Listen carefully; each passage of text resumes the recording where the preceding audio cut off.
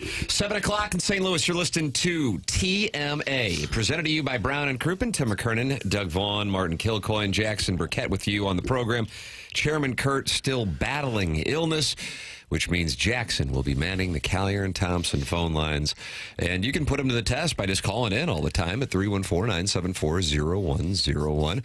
If you choose not to call in, Doug, we have this Air Comfort Service text inbox where people can get involved at 314-399-9646, and then the YouTube chat where friends have already gathered in anticipation.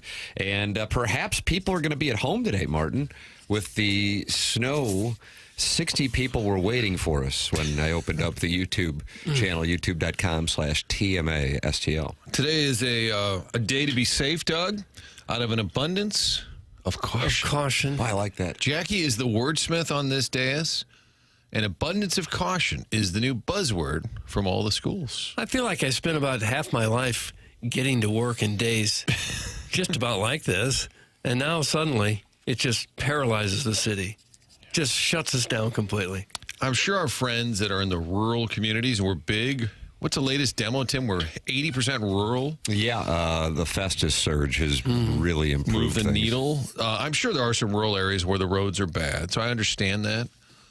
But it does seem we're crippled rather easily these days. It's While everyone's driving a big SUV and four-wheel drive vehicles. going 60 down I Olive can't leave my yesterday. garage. Jackson, you don't support that, do you? Jackson actually takes the other side of this conversation. Ladies and There we gentlemen, go. from Horton Watkins, class of 2016. He will be locked in on the Fighting Tigers of Missouri tonight as they deal with Roll Tide. Jackson Burkett. Nothing wrong with being safe. There you go. I mean, who are you trying to prove something to? Doug, are you trying to prove something to I'm somebody? just trying to go to work and keep the country moving. Yeah, you can work online now. Think about it. Some one guy goes out there, gets in an accident, slows down traffic, maybe hurts themselves, hurt their car for It what? could happen on any day. And But it's more can, likely on a day where there's ice and snow out there. Well, you can always play it safe and sit on your couch your whole life, I guess. That's a good oppo take. What about the kids? What about the kids? E-learning. And the learning. E-learning. Pshaw. That's like no learning. Thank you, Doug. Thank you, Doug. Kids Takes are at home. one You know what they're doing? Takes one school bus going over, and then what? Well, I want everybody to be safe. Maybe today's a good late start. Let's compromise. Instead, they're home for a third straight day, making messes. Your kids were home yesterday? Yeah, but home yesterday. Oh, I didn't know that. Well, Tim, an abundance. Abundance of caution. And I'll be fair to the administrators. I think there are times when teachers can't get in. That's part of it. I also think they're so scared they're going to get sued or somebody's going to get hurt. I understand that as well. But I think now we're so spooked that we just, okay, never mind. Snowflake. Boop. Let me pose this question, not just to this dais here on 101 ESPN, but to our friends in the audience. Are you, and Doug, you always talk about how many really like cardiologists and attorneys listen to this show. It's an old money show. Dr. Heavy. And that's why Well, I have a carport. there are those Dr. Heavy. occasional exceptions, but otherwise, that's why Stiefel sponsored the dossier. They know the net worth of the listenership. So let me pose this question to the counselors in the community. Are we familiar with litigation towards schools and or school districts when someone got in an accident during snowy conditions? I would imagine there would have to be precedent. Oh, I'm sure there's one out there somewhere. Yeah, but I'm looking for a specific case. This is law school today here, Jack. Oh, well, I don't have it. That's why I asked the counselors. School districts would probably know. Well, That's because why I'm asking the counselors. our premise is based Where's on Brown and Crouppen? avoiding lawsuits. So Tim's question, if I can crystallize, is saying, is it really a thing? Much like we had a wonderful trip to spring training, security was a little tight for the media entering the building. A lot of walking around that way to go that way, but don't go this way. And there were a handful of us in the media. And I bring this up because Doug said, yes, this is all based on precedent where all of the media were storming spring training facilities and creating problems and havoc around the country. Terrorizing players and skippers. And actually there was no real precedent of that. Yet we followed the rules because that's what we do. So to Tim's question, is there precedent? That's what I'm looking for. And I would imagine there would have to be. Is it really more dangerous to drive slowly in snow or to drive fast when the roads are clear? I bet there are more deaths when the roads are... But you're thinking about it. You're Ladies breaking and down that gentlemen, Jackson sentence. Burkett. I bet there's more fatalities when the roads are completely clear and people are driving fast. You might have a lot more fender benders when there's snow, but I bet there's far more deaths when people are going fast. I wonder if big insurance is behind it. They don't want the claims, Doug. Big Geico? Big Geico, big insurance, not James. He wouldn't do that. He's a man of the people, James Carlton. Amen. But I wonder if potatoes. Wonder if big insurance is saying keep them home, keep the accidents to a minimum. Could be. Yeah. So big insurance text in, Counselors text in. Let's see. School administrators. Wedding tackle. Doug, at the top of this Air Comfort Service text inbox, 314-399-9646. My father has been on the local school board for over 20 years. You cannot imagine how ungrateful and overbearing the parents are about blaming the school for their kids' problems. That's from Wedding Tackle. So that's not necessarily a court case, but it's an overarching thought from Wedding Tackle. Yeah, I think if you're a principal or a superintendent, you're sick of getting beat up no matter what. The safe move is to just say, let's stay home. And Jackson supports e-learning. I see a lot of kids making cookies. I'm sorry. The kids are baking. A lot of baking going on. Not a lot of arithmetic. Is it home ec? Is it home ec? No, not part of the classwork, Jackson. All right. I don't know. And a lot of people saying, hey, can we run out and get some pizza? Hey, where are we going for lunch? I'm like, you're home for the day. In the YouTube chat, where now the numbers have doubled to 121 friends here in the early going of the morning after on February 19th, 2025. Like the netting in baseball, why wait for a fatality, Martin? That's from Murray, and he's got a lot of R's and a lot of A's and a lot of Y's in his name. Like Bob Shepard. Now texting, Murray. Yeah, be safe. I understand that. I think we've gone a little too far, is my point.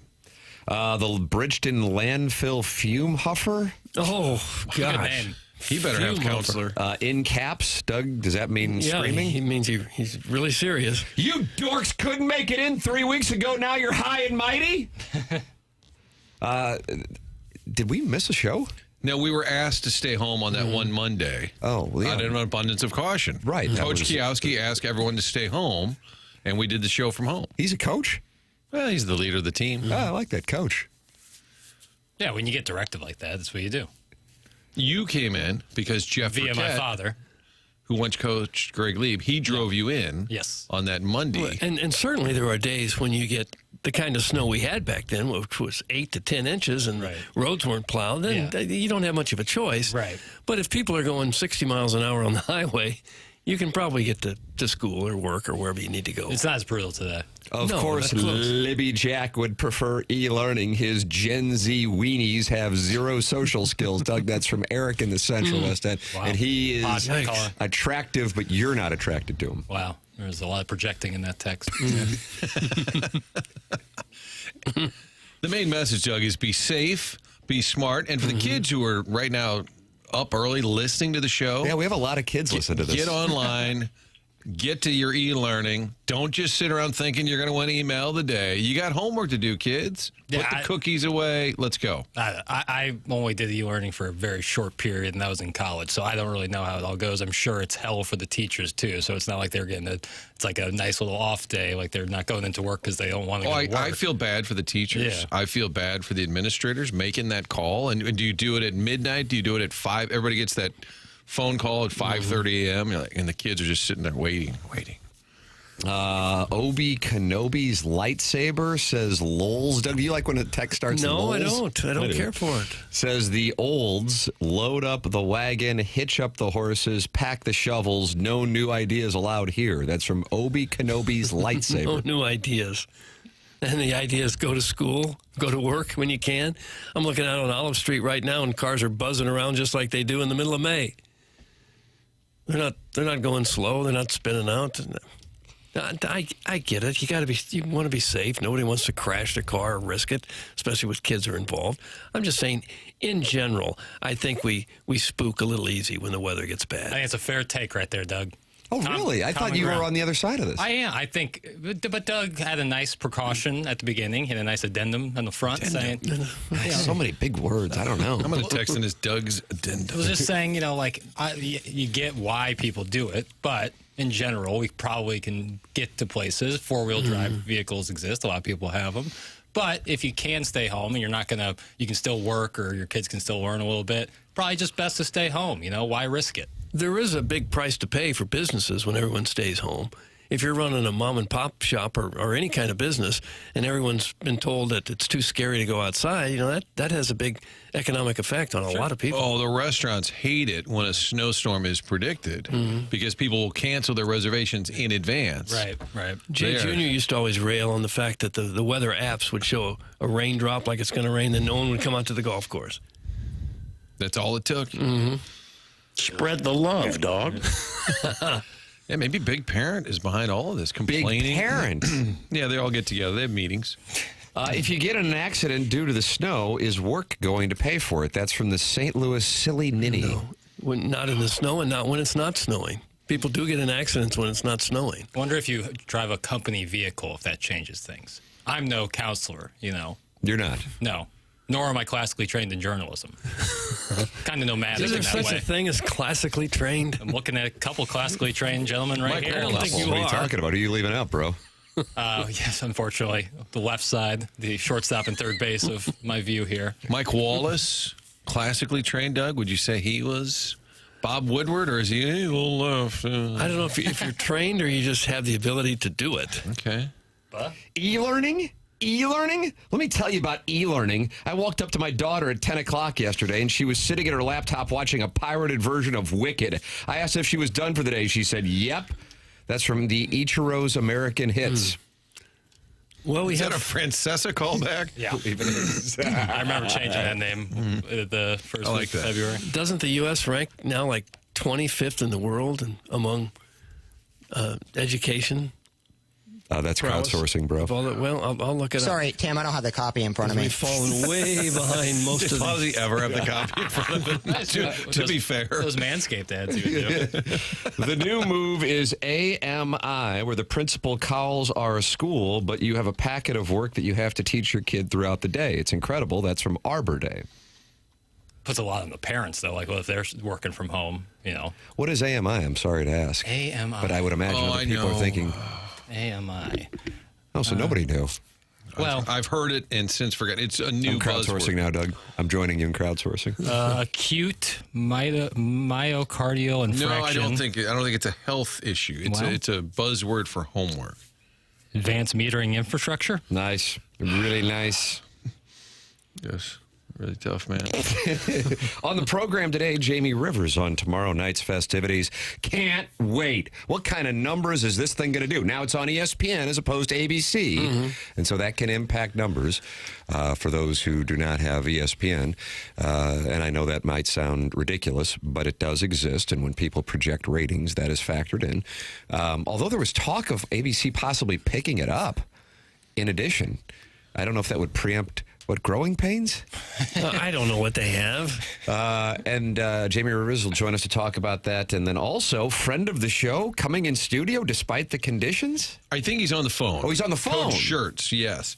And he picked 10 o'clock, and I got to tell you, I think he knows about the onboarding. Yes, he does. He was afraid I was going to grill him, so I might just stick around for old Schertzy. Oh, wow. Yeah, he's trying to skirt me. You're not happy about the loss at Loyola. Well, there's a bunch of them to go over. I'm gonna hold him accountable at 10 o'clock. What's going on with ILL, Jackson? Well, they're really sick.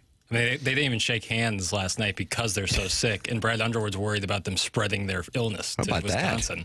They are. So you can't shake hands, but you can sweat on those boys? I think you'd have no Breathe choice heavily on them and the everything? ladder. I don't know. You'll have to talk to Brad Underwood. I didn't make that Okay, decision. we'll get him on the horn. Ivasic has been sick on and off for about 2 months now. He said that one of their players has practiced Maybe once that in explains January. what the hell's going on. That, I think, is a big factor in it. And also, former Missouri Tiger, who was hurt all year, John Tanji, is possibly Big Ten Player of the Year, possibly first-team All-American, and he had 31 last night for Wisconsin. He's sick. So when you're looking at Mizzou last year, You say sick, meaning he is on fire. yes, apologies, different use of the term sick there. Yeah. Gosh, it's hard to keep up. So when you look at Mizzou last year, how they went so bad in the conference, look at a player, John Tanji, who might be a first-team All-American, who was hurt all year last year. I for want a Mizzou. Jackson source. Was he a grad transfer? Could he have stayed or no at Mizzou? You know what I'm saying? I don't. It's so weird now with the COVID Right. year stuff. I was trying to figure he out was if he 4 could years have at stayed. Colorado State. He's in his 6th year of college. Yeah, he was 4 Looks like years at Volusia. Colorado State, and I don't even know if last year counted for him because he was hurt so much. I didn't know how good he was. And now we're finding out. Alternative methods of instruction, call back to AMI.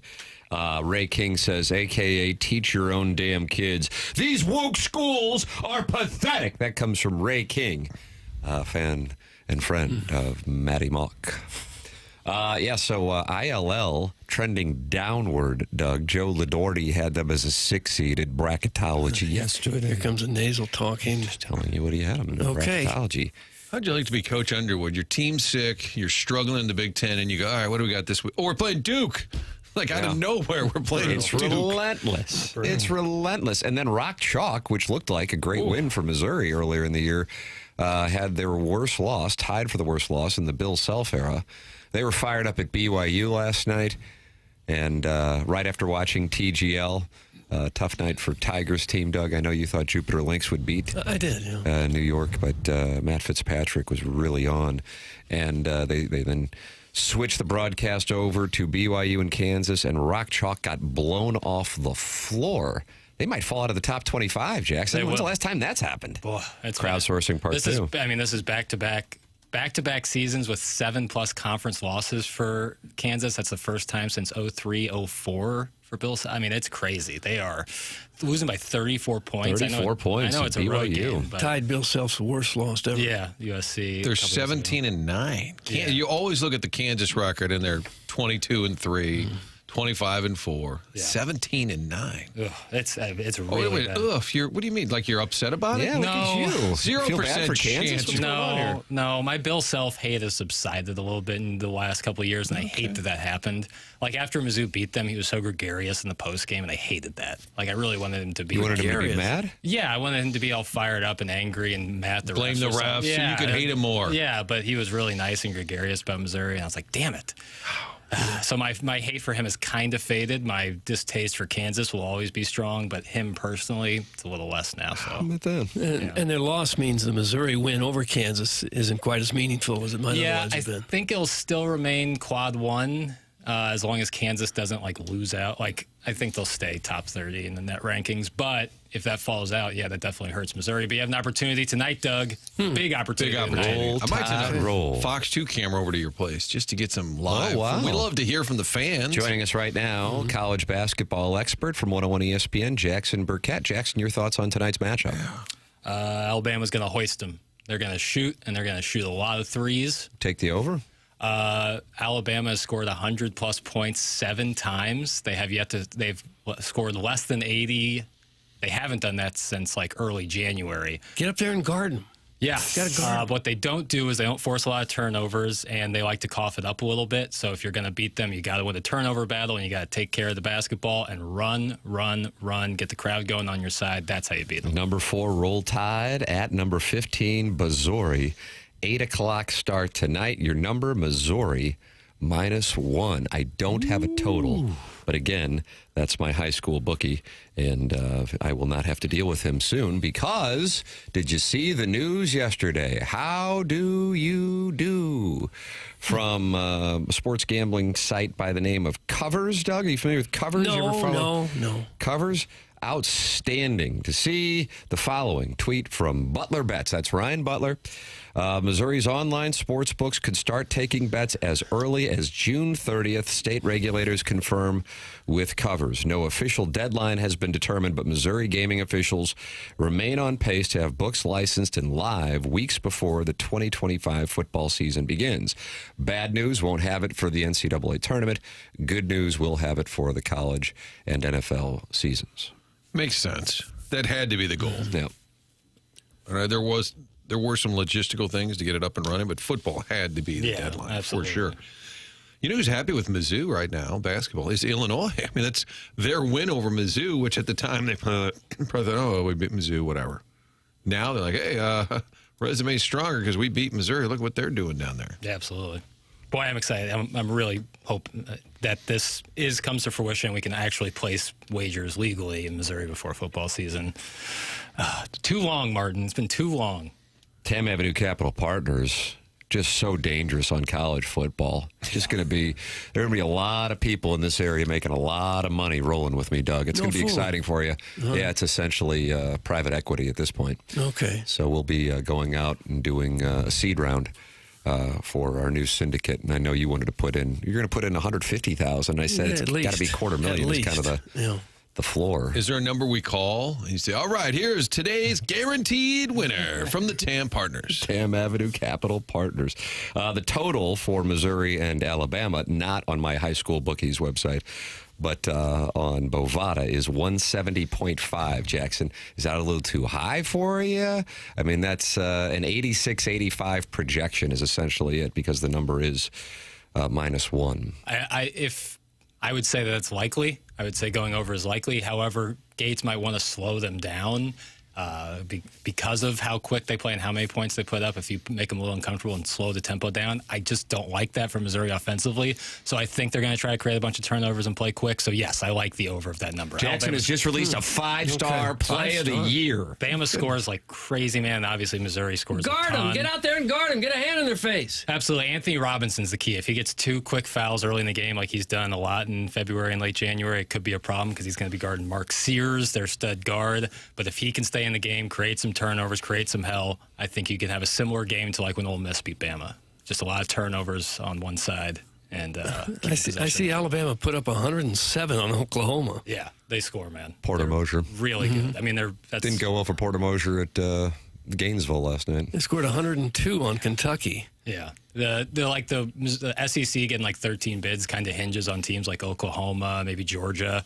kind of getting right a little bit, and they have not looked right in February. So maybe the 13-bid league isn't going to be coming to fruition. If the season was over right now, would Illinois get in the tournament? Yeah. You think they would? Mm-hmm. Are they 9-8 in the Big Ten right now? Yeah. Yeah, I mean, as a 6 seed projected yesterday, they're not in that bubble conversation.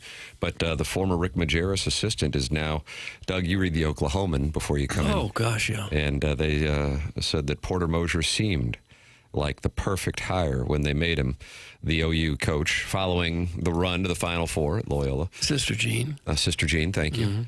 In the spring of 2021, he was a program builder, a coach who could do more with less, a culture guy, aren't they all, who oozed with energy and astute basketball mind by all accounts, who was willing to put in the work, having authored 2 Cinderella runs at Loyola Chicago, a Final 14 and 18, and a Sweet 16 in 2021.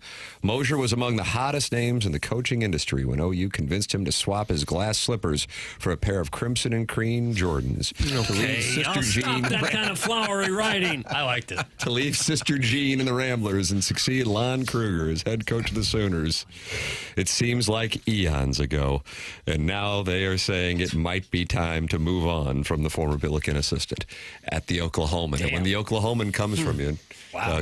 you're not going to be safe. Yeah. Was it online or on people's driveway at the Oklahoma? Rough debut for Oklahoma in the OSEC. Not good in football and not good in, I mean, 3-10 in the league right now. Yeah, it's not going to cut it. I don't know about moving on so quickly. Let the guy build a program. I wouldn't go up against the Oklahoman if I were you. I'm just telling you. You don't want them on your bed. Is it Barry Trammell? It's the only name I could pull with Oklahoman ties. That's Joe Bizzato. Okay. You know, Porter Mosier rolled the dice by staying after the Final Four, because that's when you get out. You pull the Stan Heath, you get out while you can. Stan Heath. And I think Loyola came up with like $1 million a year, which is a ton, because they were still in the Valley at the time. And he was getting $1 million, Chicago boosters, whatever. So he stays, and then 3 years later, beats Illinois, gets another run, and I think then his agent's like, you got to go. No. This is your chance. So even if he gets fired, a great guy, he has the best Majerus stories from back in the day. But even if he gets fired, what's he going to get on the way out? Is he getting $5 million, $10 million, $15 million? All these guys get the huge check. Best Lifetime job in the security, world. yeah. If he gets fired, I'm sure he's like, oh, well, gave it a shot. I'd rather have... Go ahead. I'm sorry. Well, Jimmy Cruz, don't let me down, Jimmy. I've got you beating Louisville. Doug, Jimmy Cruz, that's Digger Phelps Jimmy on Cruz TMA. had some big years here. I'd rather have Porter Mosier at Mizzou than Dummy Gates. That's from Eric in the Central West End. I don't know. Do you have any data to back that up, or is that just take without work? Isn't that what we all do? No, I mean, you can show your work. I just read from the Oklahoman. How many sports talk hosts would do that in St. Louis? Yeah, what has Porter Mosier done at Oklahoma that says, I would like him over Dennis Gates? I don't see anything in that regard. It felt like Professor Burkett. Show me your work. Yeah. How did you end up with that result? No, I believe Matt Damon in the movie Air, which is really good. I recommend that to I enjoy that picture, Martin. Doug Amazon doesn't call Prime. it picture, though. AIR? AIR, yeah. Matt Damon. It's about Michael Jordan and the shoe shoes. deal. Marlon Wayans plays the role of George Raveling, friend of the show, in studio with us. Yep, and then he says, I have no tolerance for people who have no insight, effing do no work, and act like they have a seat at the table. So you're talking about Twitter. Yes, Describe and that take. And that take. Why does Eric in the Central West End just suck at life? Thanks. That's from Jackson's butt fro. I wouldn't go that far, but he's certainly not the best texture we got. But you don't have a fro, right? No, I wouldn't describe it as Okay, anything I so have then as a this guy's fro. not accurate either. I'd kill for a fro, though. Would you really? Yeah, head situation. On your hindquarters? Not on my hindquarters, above the eyebrows. Okay. Or the eyebrows. 190 friends are talking it over in the YouTube chat. They're talking about Kelvin Sampson and the job he's doing at Houston. Dug some wonderful road wins for Kelvin Sampson's team. They're looked at right now by Joe Lenardi as a 2 seed in the NCAA tournament. Maybe Missouri will run into Kelvin Sampson 23 years after they couldn't hit their free throws in March in San Jose and missed a spot to go to the Final Four. Martin and I were there, and Martin got sideways with Rich Eisen's wife. Oh, really? Yeah. I think I got kicked out of the satellite truck or was told not to use her photographer, even though we were assigned by Fox Sports Net to share the photographer. And I was sort of told to, like, buzz off. Did you let her have it? The cat witnessed all of it. The And he's cat like, he's probably nicer than Martin. Does a good job in St. Louis. I know it's not California, but You know who I want Missouri to run into real bad is UCLA. I want to take down Mick Cronin really bad. You got a problem with Mick Cronin. I really dislike Mick I think Cronin. he clipped Missouri in a tournament at a different point, if I'm not mistaken. Yeah, where was he at before? I can't remember. Cincinnati, wasn't he? That's right. I don't know if Cincinnati ever got Missouri in the Mick Cronin years, but I dislike Minnesota beat them last night. Good for them. My hate has moved from Bill Self to Mick Cronin. Wow. Huh. It's a pivot. I thought they were on TV last night, and I thought of you when I saw Mick Cronin. I really dislike Mick Cronin. You don't like his suits either, do you? He buttons up both buttons of his suit all the time. He looks ridiculous. And he's like Mr. No Fun, yet he's the coach of University of California, Los Angeles. But Bill Self is a really nice guy. I know, that's why my hate has moved. Why do you hate him? You got a toupee thing, don't you? That, you see the sweat under it, and Sweat under his toupee? the whole, the sanctions, like, we'll sanction ourselves, and I'll give myself 4 games, and that'll do it. And the NCAA is like, yep, you got it, Daddy. North Carolina Daddy did the Bill. same thing. Daddy Bill. Yeah, but North Carolina had more of a leg to stand on than they did. But that's more of an NCAA issue where they just kowtow. I mean, I think. That and then the stripes at Fog Allen. Oh, that's okay. Yeah, I just. And I like buying into the rivalry, you know? Like, obviously, it's not super organic. It's just kind of been there forever. But I like buying in, you know? Missouri dislikes Kansas, so do I. Did you hate Roy Williams? You would have been pretty young during his Really tenure. young. He was UNC. So all you've day really for me. known is Bill Self. Yeah, as a KU guy. As KU, yeah, for sure. Hey, Eric in the Central West End, quote-unquote dummy Gates, went to Cal Berkeley and graduated in 3 years. That's from Manute Bowl eligible. How about that, Doug? Did he really? He's highly intelligent. Leonard Hamilton as his kind of mentor at Florida State. It's a great person to have as your steward through coaching. So Don't say steward. I knew you were going to dislike that. Steward. Plus, you could hear Jackson inhale as he came up with Stewart. it's a real process over here. You know, I'm grinding. Ladies and gentlemen, you can email in for our Design Air Heating and Cooling email of the day. What a battle we've got going on here. This is fun to see the kind of competition we have here in the month of February. Looks like the self-made stay-at-home Ledoux mom is sitting this one out. But I know she goes to St. Bart's in February and always has. That goes back generations. In her family. JV golf coach Buck Swope tied at 3. The YouTube chat has 2 wins. Misty Plops, a legend, is out there with a win. Walter Grundlehort got a win. Calcified ear also has a And win. then yesterday, the calcified ear got on the board after talking about flirting with his butcher. And that was enough to get him the win. You can win Missouri Valley Conference tournament tickets today by winning the Design Air Heating and Cooling email the day, the morning after at InsideSTL.com. And you can get those tickets as they are now available. The MVC tournament is hitting the court March 6th through the 9th at Enterprise Center all session. And single session tickets for Arch Madness are on sale now. Learn more 101ESPN.com, or just go and win the Design Air Heating and Cooling email of the day. Tim McKernan, Doug Vaughn, Martin Kilcoyne, Jackson Burkett with you on the program. Design Air is the place that we go. All three of us here on the program are clients of Design Air, and I know Jackson's looking at buying a place in Huntley, and so when he has his own place... I'm building a place. Oh, I didn't know you were building In it. Huntley. I just hired an architect, so feeling pretty good.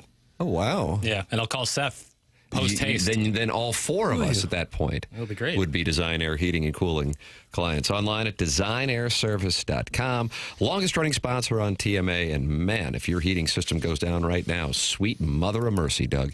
You go to designairservice.com and they will be out there quick, fast, and in a hurry. It's Seth Goldcamp, 4th generation, no upselling. Tomorrow, we got a low of 2 and a high of 20. Friday, low of 6, high of 28. Here we go. But I just want to put you in a good headspace. This snow that we see on the ground, 58 degrees for a high on Monday, 57 degrees and sunny for a high on Tuesday, 56 as a high the following Friday, and it's sunny. And at this point now, we're surging toward March. You start talking about the tournament. You start talking about the Masties, the Cardinals and the Twins, opening up the season, and you get in a good headspace and you start thinking about sundresses, don't you? Well, I don't have a sundress to wear. Sorry, time is out. Well, if we can just get through the next couple of days, we'll be fine. See, and I think we can do it. We will have more winter weather because we still have March to get through. There'll be some lousy days in March, but I don't think we'll have this again. That's right. This should be the end of this nonsense. Martin is asking a question. Doug is not taking them, so Jackson will field it. Doug Armstrong will be calling us at 8:45. Wow. This show is loaded for bear. He is with Team Canada in Boston. So he is the enemy and we need to boo him? Yeah, I think we're going to kind of rattle his cage a little bit, get under his skin. So we got 2 Canadians in the 8 o'clock hour. I don't know what we're doing here. It's an equal time policy. And so we'll talk it over with Jamie Rivers at 8 on the Stiefel dossier. Now Doug Armstrong at 8:45. He's in Boston. And then also Josh Schertz is going to be calling into the program. Then we have the Design Air Heating and Cooling email of the day at 10:50. Why don't one of you, the new 101 listeners, they're starting to make their appearance in this competition. See if you can take down Buck Swope or the JV golf coach and get ready for March when you know the self-made stay-at-home Ledoux mom comes back from St. Bart's. I mean, this thing's starting to really be a fun showdown, Doug. It's a fun... Such good times. When is the last day Buck Swope did not submit an email? Jackson, you track that. He would have only not submitted one when he got dropped for time purposes. Other than that, But then he still submitted it. Yeah. So 2014, I think. I really Ripken-esque. I cannot remember that date. Probably the last time Bill Self had the 30-point loss. Well, the last time he stood in front of the St. Louis County Council and argued for the saving of Tower T. Yeah. Okay. Yeah, he was busy that day. What I really wish is I could send Doug Armstrong a text and say, sorry, that time doesn't work. We have Butch Patrick. That's what I really wanted to be able to say. Martin sent out a text last night with a screenshot of the 101 ESPN replay program. And I gather our interview with Walter Tkachuk from Monday was on there in addition to a number of other hockey guests for the Four Nations. And you were a little disappointed that Butch Patrick didn't get replayed. Yeah, it was the Blues rewind, but I said, geez, they don't even play our Butch Patrick interview. I thought they could... 5 minutes. Just weave in. Just something. Why do you hate the Munsters? Yeah, and how does Dan Caesar? Yeah, okay, Joe Buck's calling baseball again. Yawn. He writes about that. Doesn't touch the fact that we had Eddie freaking Munster on the show. That was kind of a signature moment for the program. Think Francesa had him? No. Francesa. Mad Dog, I bet, would have him. Yeah, you'd enjoy a conversation about a nice widow's peak. Yeah. You can email in the morning after at InsideSTL.com. You can text in 314-399-9646. And even though Chairman Kurt is ill, he is up, he is at 'em, and he will be working remotely today. And Jackson will be handling your phone calls at 314-974-0101. The Stiefel dossier, Jamie Rivers at 8, Doug Armstrong 8:45, Josh Schertz at 10 o'clock, and the Design Air Heating and Cooling email of the day at 10:50. This is TMA, presented to you by Brown & Crouppen on 101 ESPN and the TMA STL YouTube channel.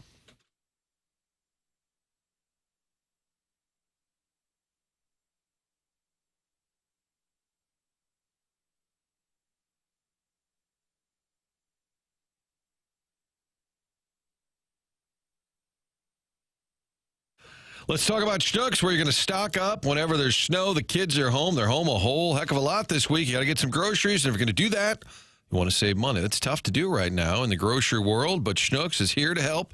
They lowered prices, not on 10 or 20 items. How about 2,300 items all around the store? It's a huge number. Marking down prices on things like Honeycrisp apples, Jack's Pizza. That sounds good right about now. I don't care. I'd eat a pizza right now. Ore-Ida potatoes. You've got the Stoke coffee. That's one of Jackson's go-tos. And by lowering prices on over 2,300 items, it's guaranteed there's something in that store that you usually buy that now costs less. There's so many Schnucks around the area, easy to find, your neighborhood friendly store. And when you stop by now, you're going to save money. Check out the digital shelf tags as well, finding even more items all around the store. Everyday savings that you can count on at your local Schnucks. New lower prices every single day at Schnucks.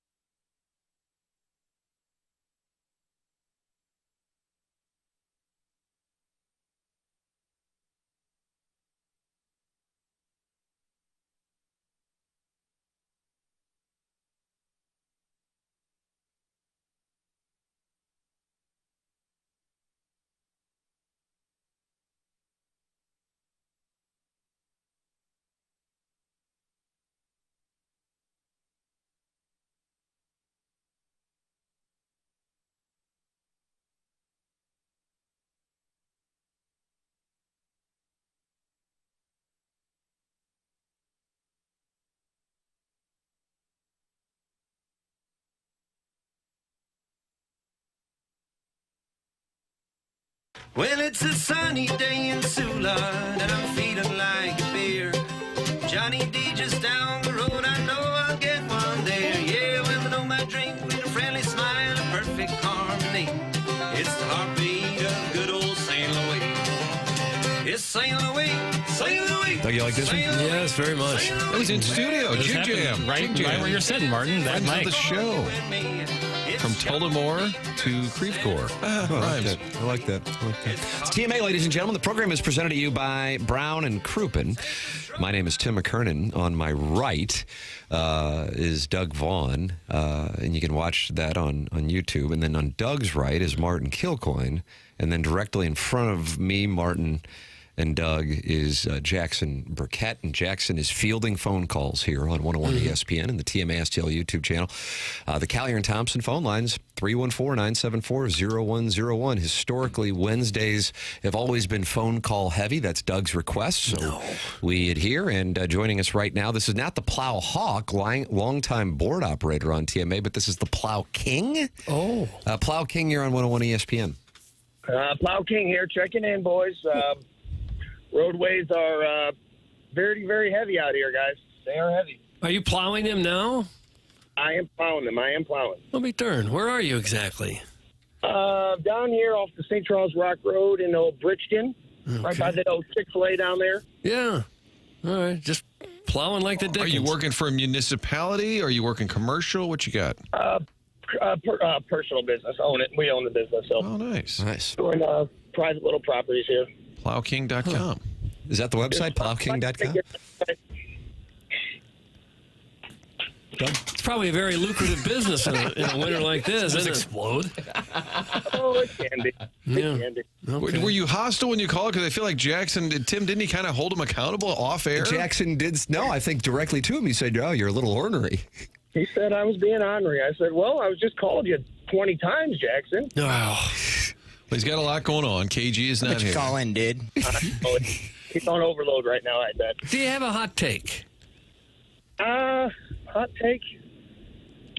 People still drive the same way even when there's 5 inches of snow on the ground. Mm-hmm.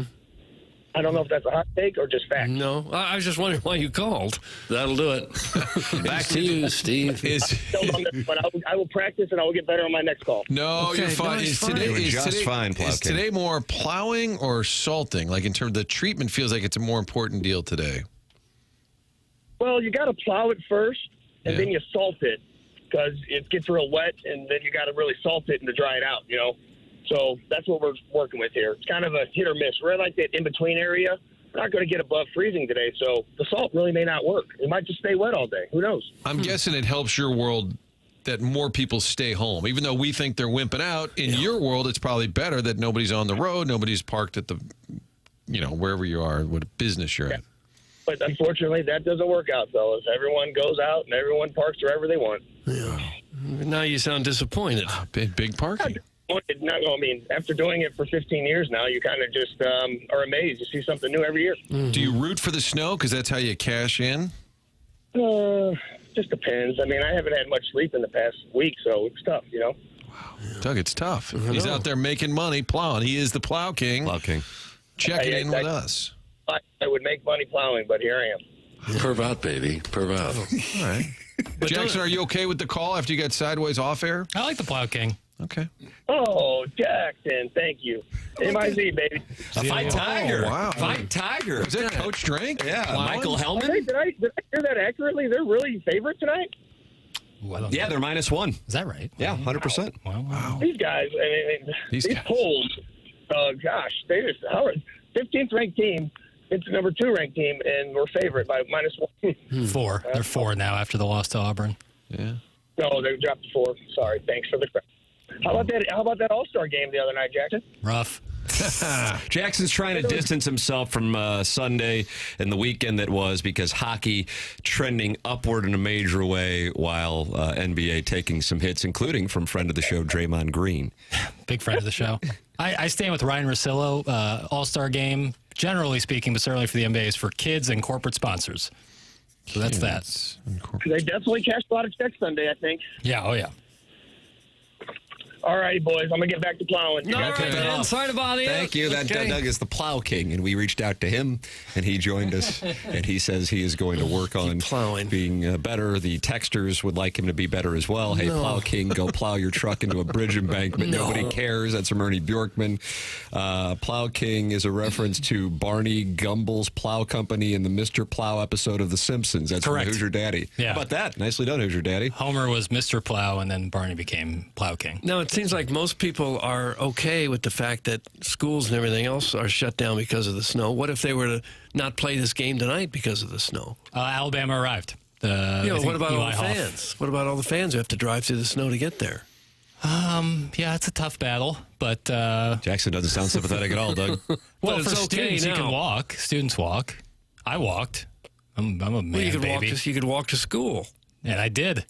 I mean, I don't mean college. You could walk to grade school, high school, And I did. middle school. Not- Is not Mizzou grade in school. class today? Do they have any student learning? Because Oh, Tigers. you can make it to the game, but not to class, Doug. Is that Right. potentially That's what's right. going on down there? I'll In the middle find of out. Missouri at Como. Are they in class today, like a true son should be? We'll play all the games, no problem. Drive all across the state to get here, but we got to shut School's down everything closed, else. First but of you and all- your buddies go over and buy a keg. Kyle is in the YouTube chat, and he is a Columbia resident, and he says barely any snow in Columbia. We only got about an inch or so. Okay. So we got All a right. firsthand. That's a primary source right there. And then Brandon Baker says in the YouTube chat, anyone else bothered by Martin's logo not being centered in between his dreamy eyes? Oh. Martin? Cardinal cap. I am once again wearing a Yeah, cardinal you're right cap. holding. The STL is over your left eye, and they'd like it right between your eyes. I think centered is worse, isn't it? Oh, now Why? it's even more so. Yeah, on it's the left. over the left eye. I can't figure- Lisa Left Eye Lopez. He's had a, and, there you go. he's had a lot of lopsided married to problems on Andre this show. you know what does that mean right there? I don't caught know. that. I heard that don't- right there. I don't know what it meant. Doug said to turn it to the right. Yeah. that's Mizzou about right. campus and offices are shifting to remote operations on Wednesday, February 19th. Wow, even though there was a 1-inch snow report from Kyle on the YouTube. This The came game out- is on. This came out He 14 says it's due to temperature. Well, this Kyle's all over it. Kyle, call in. Yeah, this came out 14 hours ago, so maybe it was preemptive. Big Kyle, and call in. full. People are texting that Mizzou is doing remote learning today, so you stay home, you stay safe, but get your ass to the basketball game. Tonight, when it's dark, get to the game. 8 p.m. It's they got chances to plow. Danny Pintaro, who starred as that cute little Jonathan on Who's the Boss, is a big fan of the show and is in the YouTube chat and says, roads will be better tonight. God, what a boomer take this Vaughn has. Danny Pintaro not on board with you. Is that tough? Because I know you loved watching him on Who's the Boss. No, it's not tough at all. Cherry bomb, smoke bombs with your moms. It's just an indication of where our priorities are. They could play the game right now, and it would be very much on. What's going to make more money, the tuition or the basketball attendance? Tuition. Yeah, I think tuition. Coach Gates was on Romy yesterday. Remember, I said I'm waiting for Mizzou to get a little more national buzz. He was on Jim Rome? He was on Jim Rome yesterday. Interesting. Jim Rome does a show on Twitter now, right? I think that's where it airs. Yeah. He's made. Oh, he probably doesn't care. made I don't know 9 why he's figures. doing a He- show. Yeah, He probably lived in just likes to Edmonds do it. neighborhood, didn't he, in Orange County? I believe they have a rapport. Yes. Is he sideways with Romy? I don't know if he's sideways with him or if Romy will call in and light up the Cardinals on our show. It's one or the other. Martin, I know this is going to be tough for you because you acknowledge that you are holding rights. You've got the Cardinal stocking hat on. The Athletic has released, courtesy of Chad Jennings, Aaron Gleeman, and Tim Britton, their off-season grades for all 30 teams. Doug, would you like to guess what the Cardinals' off-season grade was? I guess it would have to probably be close to an F because they really didn't do what they wanted to do, and they didn't add anybody. That's right. The Cardinals commenced the offseason with a frank evaluation of the organization's recent failures, outlining a multi-year plan to emphasize player development while turning over the front office. At the time, the presumption across the sport was that St. Louis would look to move on from several veteran pieces, even those under long-term control. Instead, the Cardinals reported to camp with Nolan Arenado still the third baseman, Ryan Helsley still the closer, and the rotation still stocked with Sonny Gray, Miles Michaelis, and Steven Matz. St. Louis has been candid about its ongoing efforts to move Arenado, who nixed a deal to Houston back in December. The good news is that retaining those players means the 2025 Cardinals should be better than what we all expected. The bad news is that probably isn't good enough to contend in the National League Central, given their record last season and the lack of a single major league acquisition this winter, and brings them no closer to improving the talent pipeline beyond the summer. Grade F. Key additions, none. Key departures, Paul Goldschmidt, Andrew Kittredge, and Kyle Gibson. Lance Lynn has to be furious about not being mentioned. And yesterday, we had a development with Miami signing Cal Quantrill, that means the Cardinals are now the only team that has not spent a single penny in free agency. Your rankings: Cardinals last $0, Brewers 29th, $900,000, Marlins 28th, $3.5 million, Padres $5.5 million. That was the Pivetta deal last week. Rockies $9 million, and then the Reds at $10 million. So the other two National League Central teams that were not in the bottom 6 in Major League Baseball for spending, the always aggressive and spend-heavy Pittsburgh Pirates, and the Chicago Cubs, who Buster Olney wrote a scathing story yesterday on ESPN about the Ricketts family and their lack of spending and whatever they were trying to do with Alex Bregman, because they did submit an offer, but it was the worst offer of them all, and he's not sure what he was trying to do by submitting that offer, talking about Ricketts, and then what the Cubs are trying to do. And so what it leads me to is this observation, is if your division is a bucket of crap, and Doug, you sometimes say sans bucket. Yeah, without the bucket. Then what it does is it lowers the competition amongst the teams. The Cubs are even money to win the National League Central. Even money. I mean, that's insane. Even money to win the National League Central. But if they were in the American League East, or if they were in the National League East, they would be projected to be 4th place. They have the 4th longest odds of the American League East teams. They'd be behind the Yankees, the Orioles, and the Red Sox. And in the National League East, their World Series odds, which are plus 3,000, would be behind the Mets, the Phillies, and the Braves. And so if you have a division in which nobody else is really trying, then that allows other teams to kind of sit back and not work out and enjoy cookies and cake at night. That's what the Cardinals did all offseason? Everybody's enjoying cookies and cake and not working out. Well, we did see Miles Michaelis with a donut. Good morning. Hello, Mo. I think we said it on this show. How are the Cubs getting a free pass? Like, they don't do much. Buster Olney didn't give them one yesterday. I mean, I think he's a little late to the game. I think it's been going on for a while. He should have credited this show. Well, I think Cubs fans have been frustrated for a while. Oh, you better believe it. I mean, that thing's just a cash machine up there at Wrigley Field. Even when they're bad, people still go. The Cardinals are about to find out if you're down or retooling. Folks may sit this one out, but in Chicago, man, they show up all summer. Tom Ricketts did appear on a sports talk station in Chicago and made the observation that, as you might imagine, did not play particularly well, that even though they are the 4th highest revenue of the teams in Major League Baseball, that they are just trying to break even each year. Didn't play well. That's what he said. We're trying to break even. He said it's on 6:70 a.m. in Chicago. It's really hard to compete with the Dodgers. This was in an interview a few weeks ago. He said that fans, quote, think somehow we have all these dollars that the Dodgers have or the Mets have or the Yankees have, and we just keep it, which isn't true at all. What happens is we try to break even every year, and that's about it. For the record, the Cubs franchise is projected to be worth $5.3 billion. That's by Sportico, and their revenue last year was an estimated $502 million, which is the 4th highest in the majors, behind the Yankees, Dodgers, and Red Sox. What would do you have the Dodgers revenue handy? I'm sorry to put you on the spot. That is by definition crowdsourcing, would it not? Because I want to do apples to apples, because he said we can't compete with the Dodgers. Well, if Chicago can't compete with the Dodgers, if that's true, then baseball really does have a problem. If the Chicago market can't compete with L.A., we got a problem. I'm reading that the Cubs' payroll this year is projected $197 million. They're making $500 million, and the payroll's $197 million. There are other expenses. Yeah. Dodgers made annual revenue of $549 million in 2024. Okay, so $549 million Dodgers. Cubs 504, sir. 504 Cubs. That's relatively similar, right?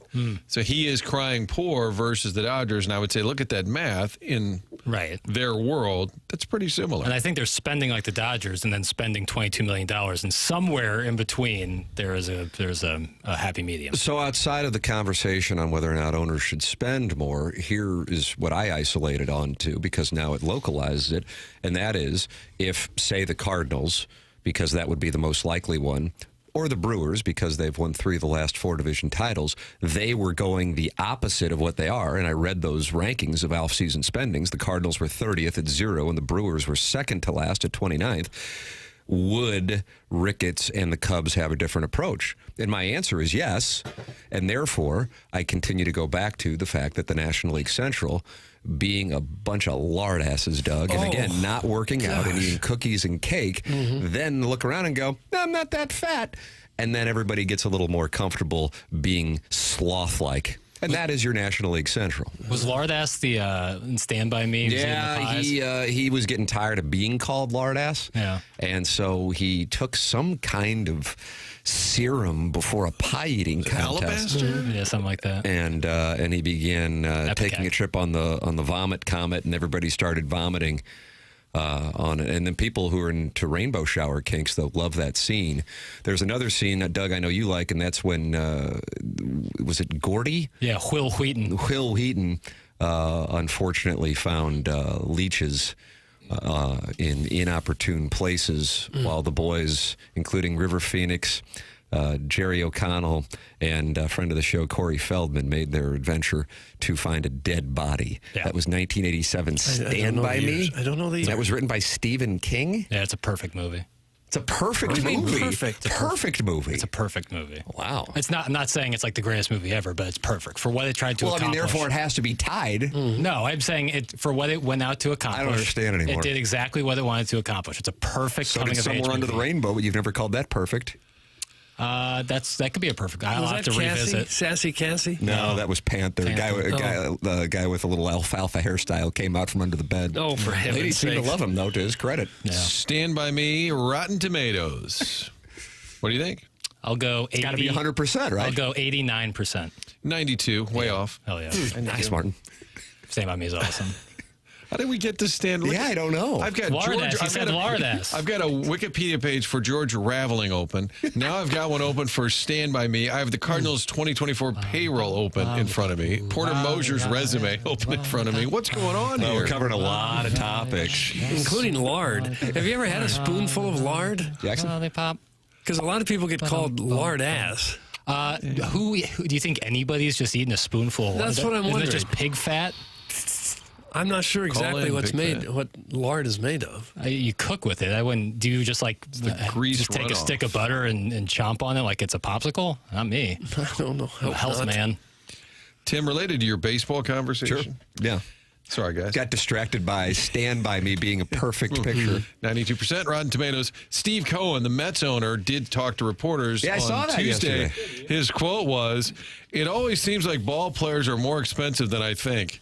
That was his quote.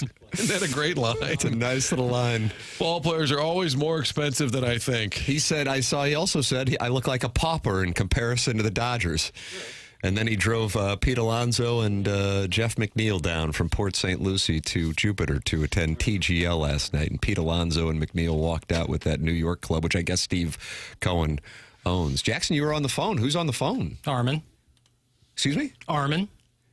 Oh, nice. Is he on the line now? Indeed. I thought this might be a Cotillion? guest, like Jamie Rivers is going to be with us on the Stiefel dossier Yeah, he's coming up here in at 8 minutes. o'clock. Yeah. He likes us to be on time, and we're I getting a know. little close, Doug, a little close. And as Okay, much as I want to revisit 1986, 1987, Stand By Me. Oh, gosh. 86 I wouldn't know Doug, that. check out, watch this. Chopper, sick balls. Wonderful. Boy, that is good. Thank That you. is really, really good. 1986. Yeah, that's nice. So do we break or do we go to Jamie Rivers? I mean, you tell me. Break and then go to Jamie. All right, we're going to be late. But I'll call him at 8, and that's the W. He's still going to be all over us. He'll be on my ass, and I can take it. Stand By Me was made for $7.5 million, and it box officed $52 million. Perfect. Yeah, Rob Reiner. Tom Ricketts would call that breaking even. Ladies and gentlemen, the program's The Morning After. It's presented to you by Brown and Crouppen, 101 ESPN.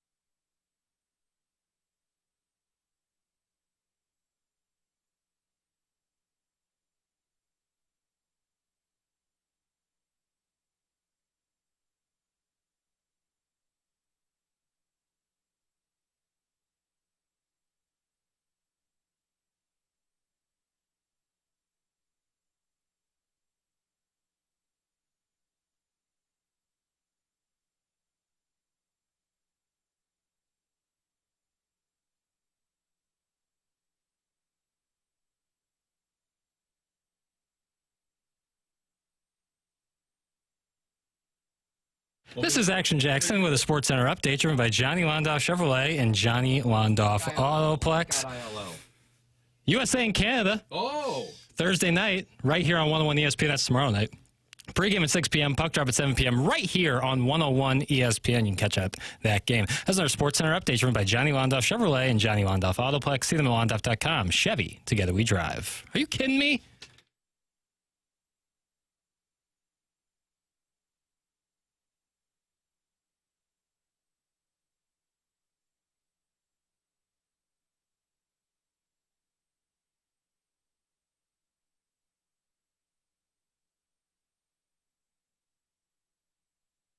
This is the morning after 101 ESPN Fisher Window and Door Store.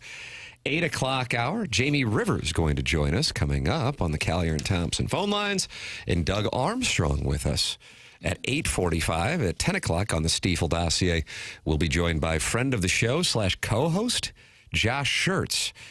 He's with us at 10 o'clock, and then the Design, Air, Heating, and Cooling email today, the morning after at InsideSTL.com. Send your emails. You're probably at home. This is the day to say, you know what? I can beat Buck Swope. I can beat the JV golf coach. I can beat Misty Plops. I can beat the calcified ear. I know the self-made stay-at-home Ledoux moms down at her place in St. Bart's. Today's my day to compete.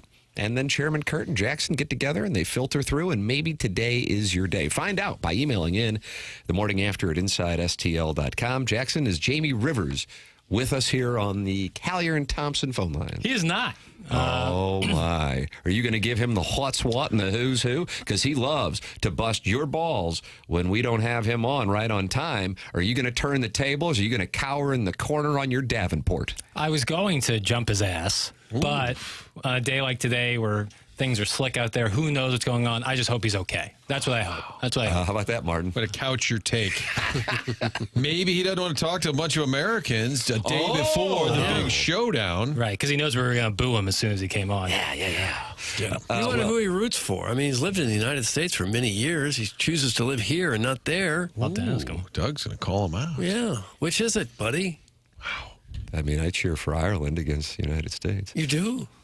That's what I say, just in case my friends in the IRA are listening. Yeah. Whenever we have those big Ireland-U.S. hockey showdowns. That's right. That's exactly right. Jackson, we do have Cale Makar, who Jackson thought was Cole Kmet of the Chicago Bears up until about 7 months ago. No. And this is what he had to say about what we can expect tomorrow night.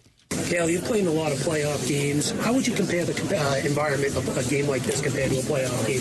Very similar environments. The fans are really into it, which is awesome, and expect it to be the same the next game. I mean, playing here against Boston is a lot of fun. Their fans are very passionate, so I can only imagine how much more passionate they're going to be, so it should be a lot of fun. Do you think we could still see the same kind of explosive start in Saturday's game that we saw, or in Thursday's game that we saw Saturday? Good, for sure. Obviously, different cities, one Montreal and Boston. I think everybody's going to be really fired up for it and excited, and it's probably not a better city in the U.S. to have this game in. What kind of edit was that? What? Mid-sentence. The mid-sentence, he said this is the perfect city in the U.S. to have it. End of sentence. Do you mind if, like the Zapruder film, Martin, we need to go through I this need to go. again? Jackie, I love you, but this alliance is falling apart. Listen to the end of this. We're excited, and it's probably not a better city in the U.S. to have this game in. In. Plug the headphones in, dude. Oh God. Cut that off. Not in. Why would he say and? It sounded like he said in. He said in. You're right. In. Sounded like he said in. I'm going to call Jamie again. Everyone off my ass. Plug the headphones in, dude. Yeah, I like that. Headphones in, dude. 10.1 million viewers in the United States for the game on Saturday night. The massive viewership was a combined number that included ratings from Sportsnet City, SN Plus, and TVA Sports and ABC. So that is combining what you got in the United States and Canada. I would imagine it is going to be a larger number, even though this game at the moment is only on ESPN, unless that has changed in recent hours. I can't wait. I'm going to make sure my 7-year-old is watching it. Can't wait to watch it with him. 3-year-old, I don't know if he'll know what the hell's going on, but I can't wait to watch. I'm fired up for this thing, brother, and it's perfect from a sports standpoint because there isn't a lot to compete with it. They got the stage themselves. Well, I will be hosting an event at the MAC. It's the Rams' 25th reunion. I'll be sitting there with Dick Vermeil, Marcia Falk, Torrey Holt, Mike Jones, etc. And I am wondering, how do you play it to the crowd? They'll all have their phones out, I'm sure. We're going to have a great event. It'll actually be over probably by about 8:30, 8:45, so folks will have a chance to take in the rest of the game. But it is, if you ever had a trivia night and it's during a playoff game or something, you're like, okay, let's acknowledge that there is some, what does Mo call it, the pink elephant in the room. Yeah, we, if I'm not mistaken, Doug, you may recall this. It was October of 2003. The Missouri Tiger St. Louis Quarterback Club invited me, Martin, it might have been you. I don't know. Now that I think about it, 2003 would have been pre-TMA. So I don't know who was on it, but I know I was on it along with Gabe DeArmond. And it was right when the Red Sox and Yankees were playing Game 7, which became the Aaron Boone game. And there was kind of a, well, let's kind of keep people updated on it throughout. I think this one, considering that it is national, will be a larger challenge for you, Martin, tomorrow. Maybe a couple of Kachuk jokes right out of the gate. He just punched. I'm aware it's going on. That's what you're going to say. I'm aware it's going on, fellas. Yeah. You got your phones. It's fine. I get it. Just chuckle on occasion. Plug your headphones in, dude. That's what I'm going to start with. If you want to listen to the game, plug your headphones in, dude. Yeah, that's reasonable. Call them on. Well, Cale Makar, who we just heard from until we cut him off mid-sentence, didn't play in the first game against the U.S., but he did play Monday night and is expected to play tomorrow for Team Canada. We'll ask Army to cough up the game plan. Yeah, well, I think that'd be the right thing to do. I did text him yesterday, and I said, Big Walt was on, so it's really your chance to kind of even this thing out. And I think he felt compelled to come on the show. That's what it took. Ours is the kind of program not only where friends feel like they can drop by at any time, but where newsmakers make news. You like that, Doug? I don't mind it. Nice. Mm-hmm. You just have a problem with the edit points on our sound. Yeah, guy's talking, and then he's done. But did you edit that, Jackson, or was it on a feed? Did it come that way? I edited it. My mic's not on. I edited it.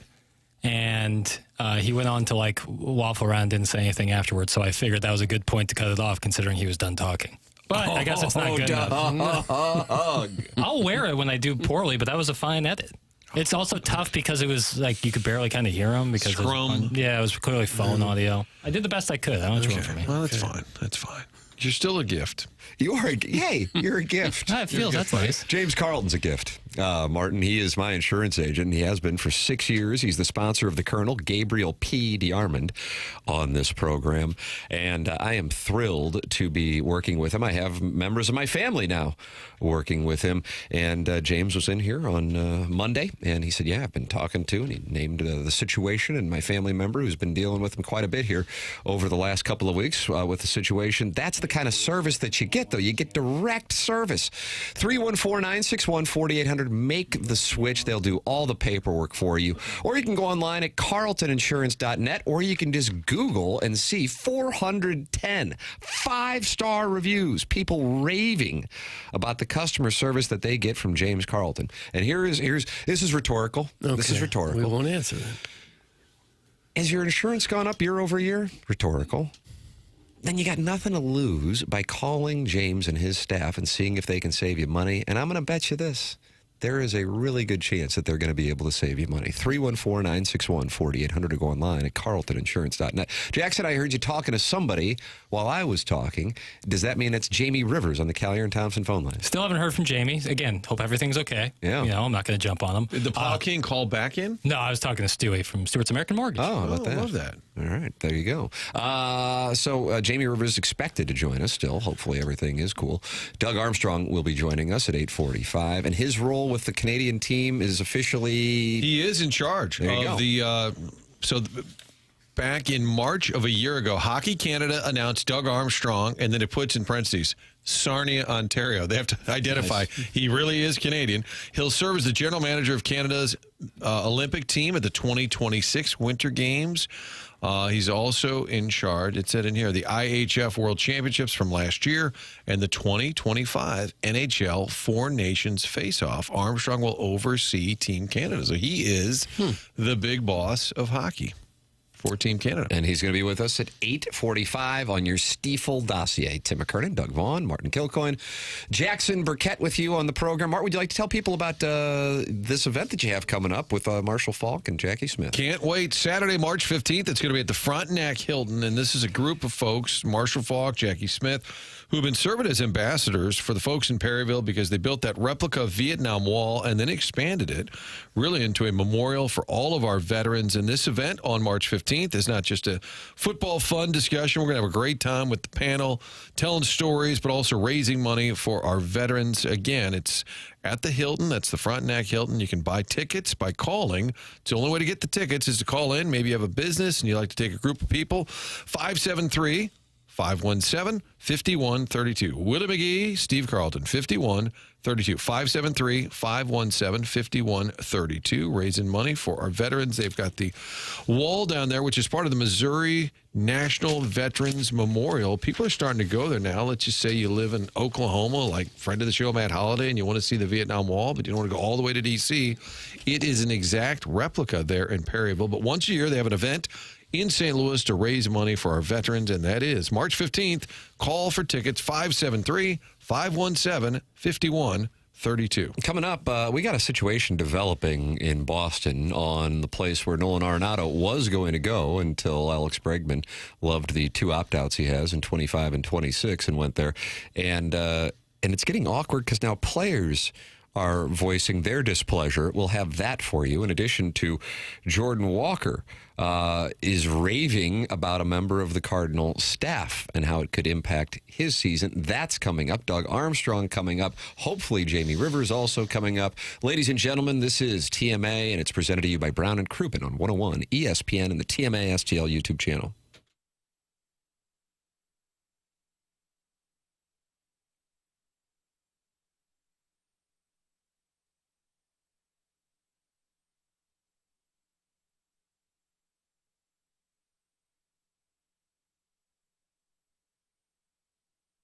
Name of the game is access to the people who advertise on this show. It's even better when they own the business, and that's what we have with Stewie from Stewart's American Mortgage, who gives out his personal cell phone, 314-324-4440, or you can Google the Bagel Loan, and Stewie is with us right now. Stewie, good morning. I'm interested to hear what you have to say about USDA loans. I'm not familiar with this, so I want to be educated. You know what, Tim? Everybody talks about USDA. What are they thinking about? Beef. Yeah, that's right. There is an actual USDA program. If you're buying a house that's not eligible in St. Louis County, not eligible in St. Charles County, parts of Jefferson County, parts of Lincoln and Franklin County for sure, you can get 100% financing, just like a veteran. But if you're not a veteran, 100% financing. You get the Bagel Loan with no closing costs. You literally can walk into a house, pay less money than you're paying in rent, and own the home of your dreams with maybe $1,000, $2,000. That's it. It's a program that people pass up all the time. If you're considering living in those counties, give me a call. We'll tell you if you're eligible for it. The rates are better than conventional rates. They're better than a lot of other programs that are out there, and it's 100% financing. Take advantage if you're thinking about going to these places. It is a great opportunity for people. If you are looking, this could be your opportunity. The number to call Stewie is personal cell phone, 314-324-4440, or you can Google the Bagel Loan. Stewie, have a great day. You too, guys. Thanks.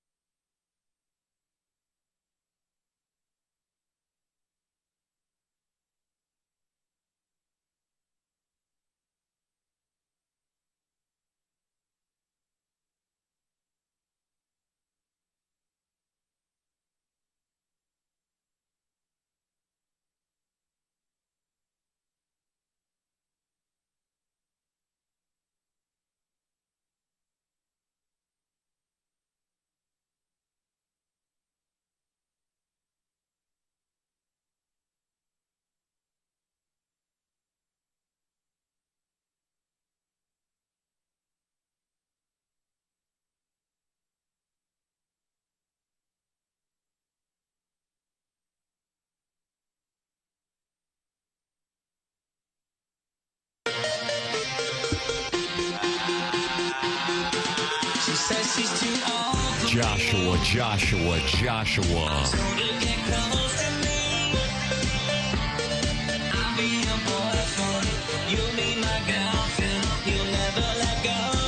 hear people from Arnold with British accents as often as...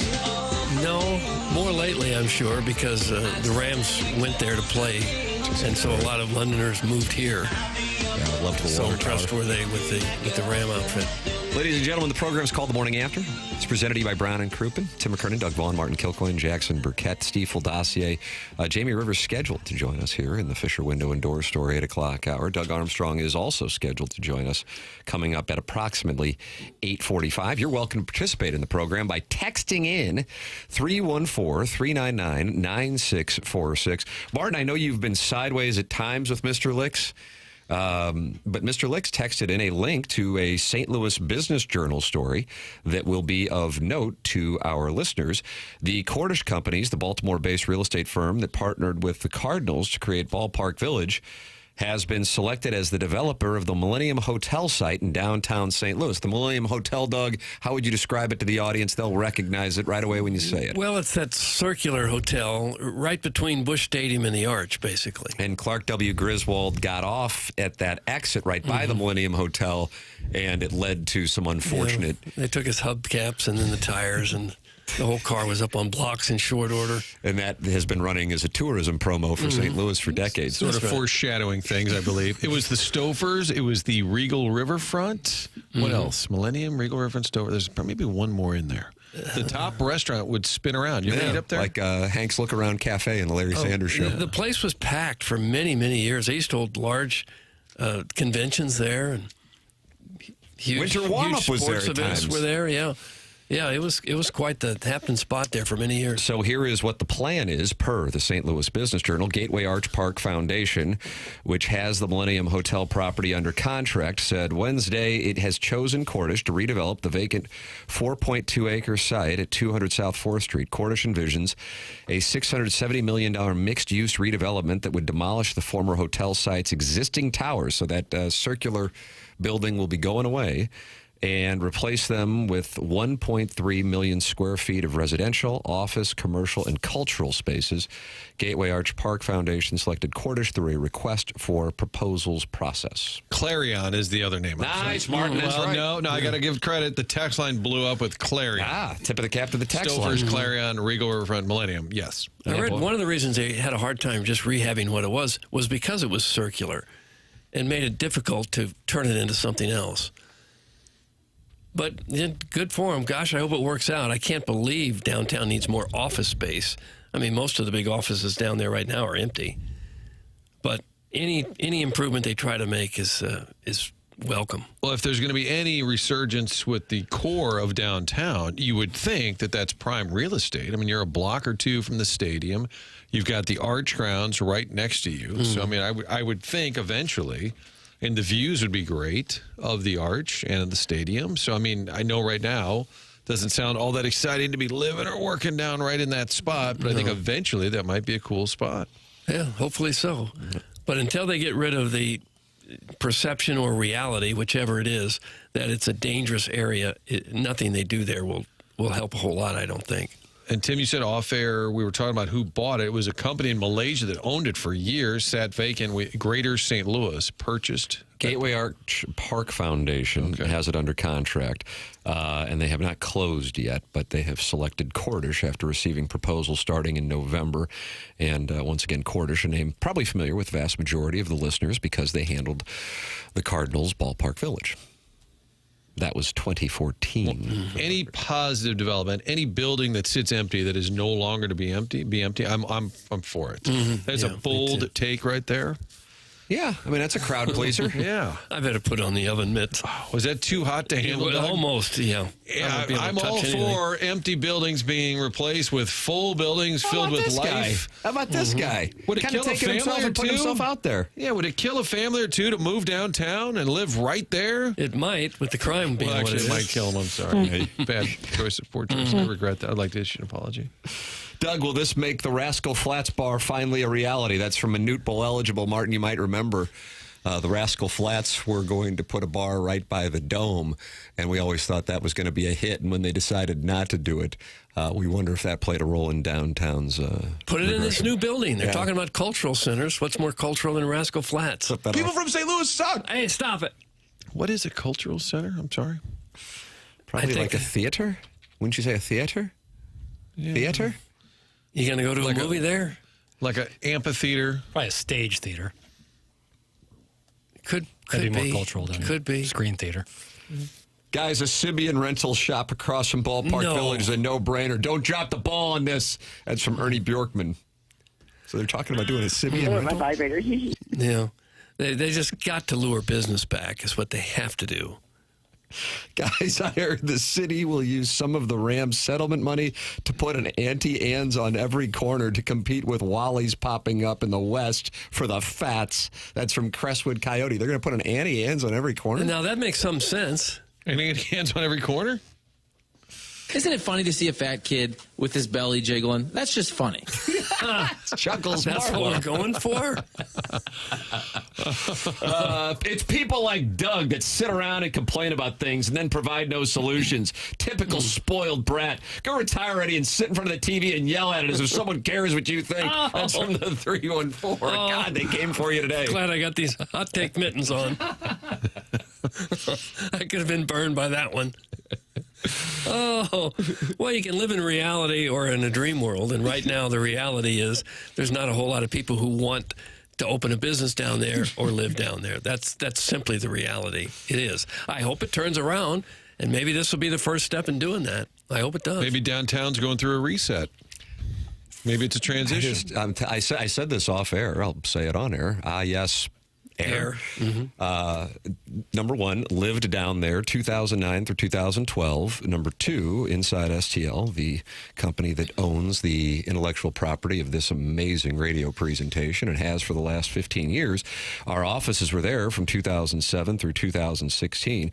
It was the funnest damn time living on Washington Avenue. Lived in the building where Flannery's used to be, Grace Lofts, and somebody who enjoys having a libation to be able to just walk around and have restaurants and bars around. It was incredible. Unfortunately, it was a brief moment in time. It is my opinion, and I'm not saying this to appease people, and I guess some people won't like it, but again, Doug, I'm not running for office, even though there's an outpouring of support. Sure there is, Me and Stephen A. Smith.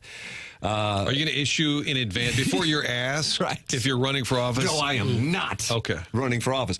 But if I could do it, I would buy real estate in downtown St. Louis, which I know sounds ridiculous, but I truly do believe it's going to get to a point, and I think there have been some people out of town who are seeing it, that you have the infrastructure downtown for it to experience a resurgence. The issue is, how long are you going to take losses on that real estate while you would have buildings that are vacant until it does turn around? But you get to a price point where it almost becomes a fiduciary responsibility to get in on the game when you have the 21st, 2nd, 3rd, whatever the hell it is, market with the infrastructure that St. Louis has. The core issue is that you don't have the leadership.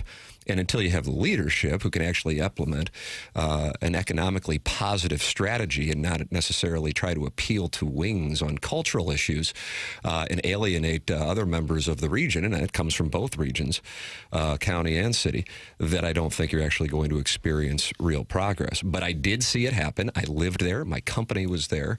And I think that time will come again. I just hope that it happens sooner rather than later. Thank you. I will not be running for office. Will you take questions? Mr. McKernan, people would like to know. I think my agnostic beliefs and being a pervert will make me unelectable. Oh. And I think that's the region's loss. Yes, Martin, I am taking questions.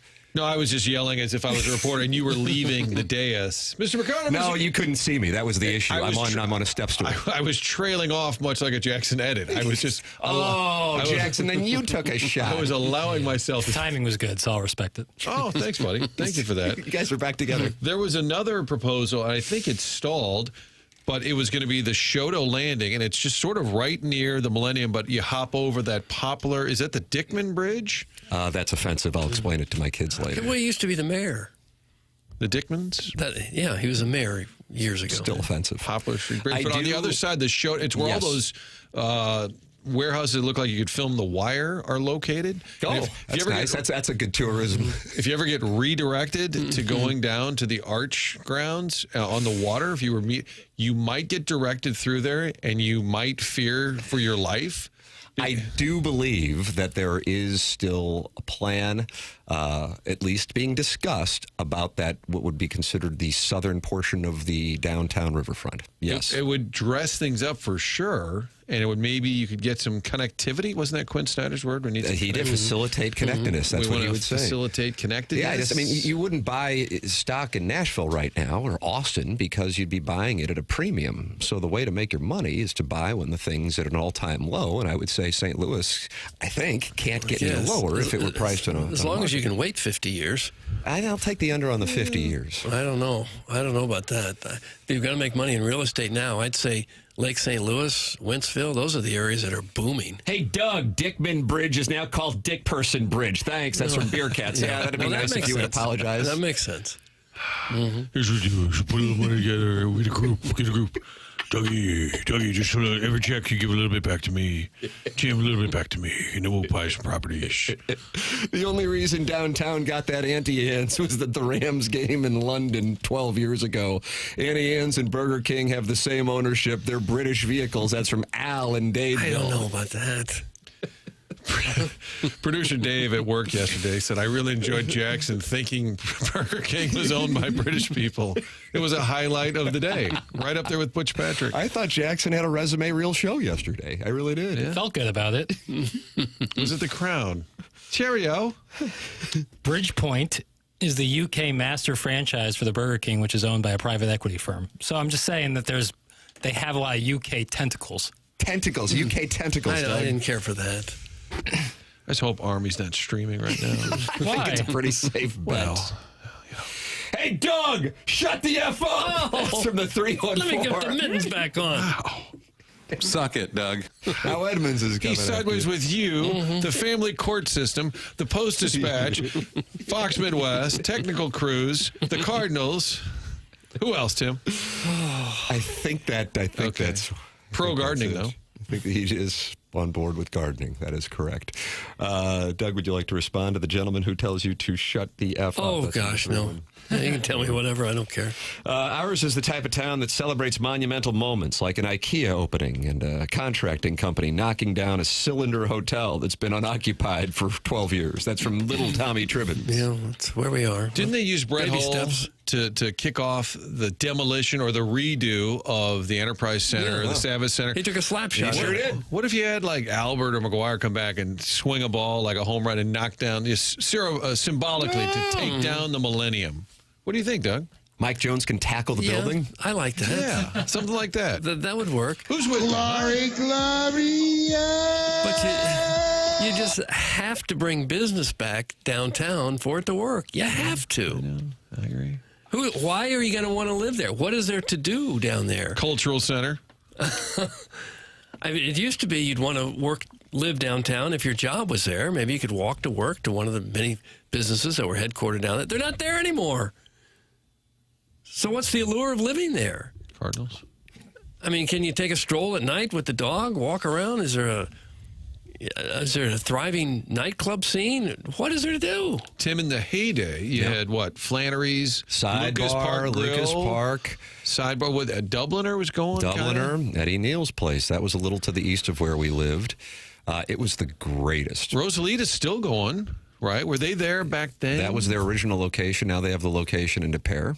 Loyal advertisers here on TMA for a number of years. It was the greatest. I think in order for it to thrive, and it's a chicken and egg thing, and I'd be curious what economic studies show on this, you need to have younger people, and by younger, I mean 20 and 30-somethings, who want to live down there. And, of course, therefore, you need to have social amenities in addition to businesses. And as Doug says, and I do agree with you on this point, the security, if you don't feel like you're safe down there, you're not going to want to live down there. But I'm not saying it all to appeal to people, because if anything, I would say it's probably an unpopular opinion just from a logic standpoint. But I just think when you have a region that has a downtown with the infrastructure that ours has, that it is ripe for one of those revivals. And I also think the difference between now, say, and when we were having this conversation, because I've had this conversation for a while as somebody who lived there and whose business was there, that as opposed to, say, a decade-ish ago, a little more than that, really, when I would talk about this on TMA, and there was resistance to it because people were, for lack of a better term, in denial. I think now that there is an understanding, and it's damn near unanimous, that it has issues. But along with those issues, I believe it has potential. It just needs proper leadership. So that's why, again, I keep saying I would buy stock in it. I would actually literally put my money in to buy real estate downtown. I believe in it that much. Not because I'm some blind flag-waving St. Louisan so much as I just look at it from the logic of you may have regions that are prime for growth, and certainly most of those are south of St. Louis as you see the populations move to the south. But if you go west of St. Louis, for the most part, most cities don't have the kind of downtowns that St. Louis has. There's monster cities. LA is the second market in the country. Its downtown is rather a nothing. Phoenix is a huge region. I think next to Houston is the largest square mileage of a city, but it doesn't necessarily have a downtown that you would think anything. You think of Phoenix, you think of the surrounding areas of Scottsdale and Glendale. So St. Louis has that, and I think that's something that some businesses will see value in, and it'll be a domino effect. But you need the right leadership. That's what I think we're lacking. And I think the potential is there, and I think the awareness is there, and this city turns out wonderful people who wind up going and doing great things in other places. We need to keep them home. And that's where the opportunity comes from. Ladies and gentlemen, Doug Armstrong is going to join us coming up in 7 minutes. This program is brought to you by Brown and Crouppen. It's the Fisher Window and Door Store. 8 o'clock hour. Tim McKernan, Doug Vaughn, Martin Kilcoyne, Jackson Burkett with you. This is TMA on 101 ESPN.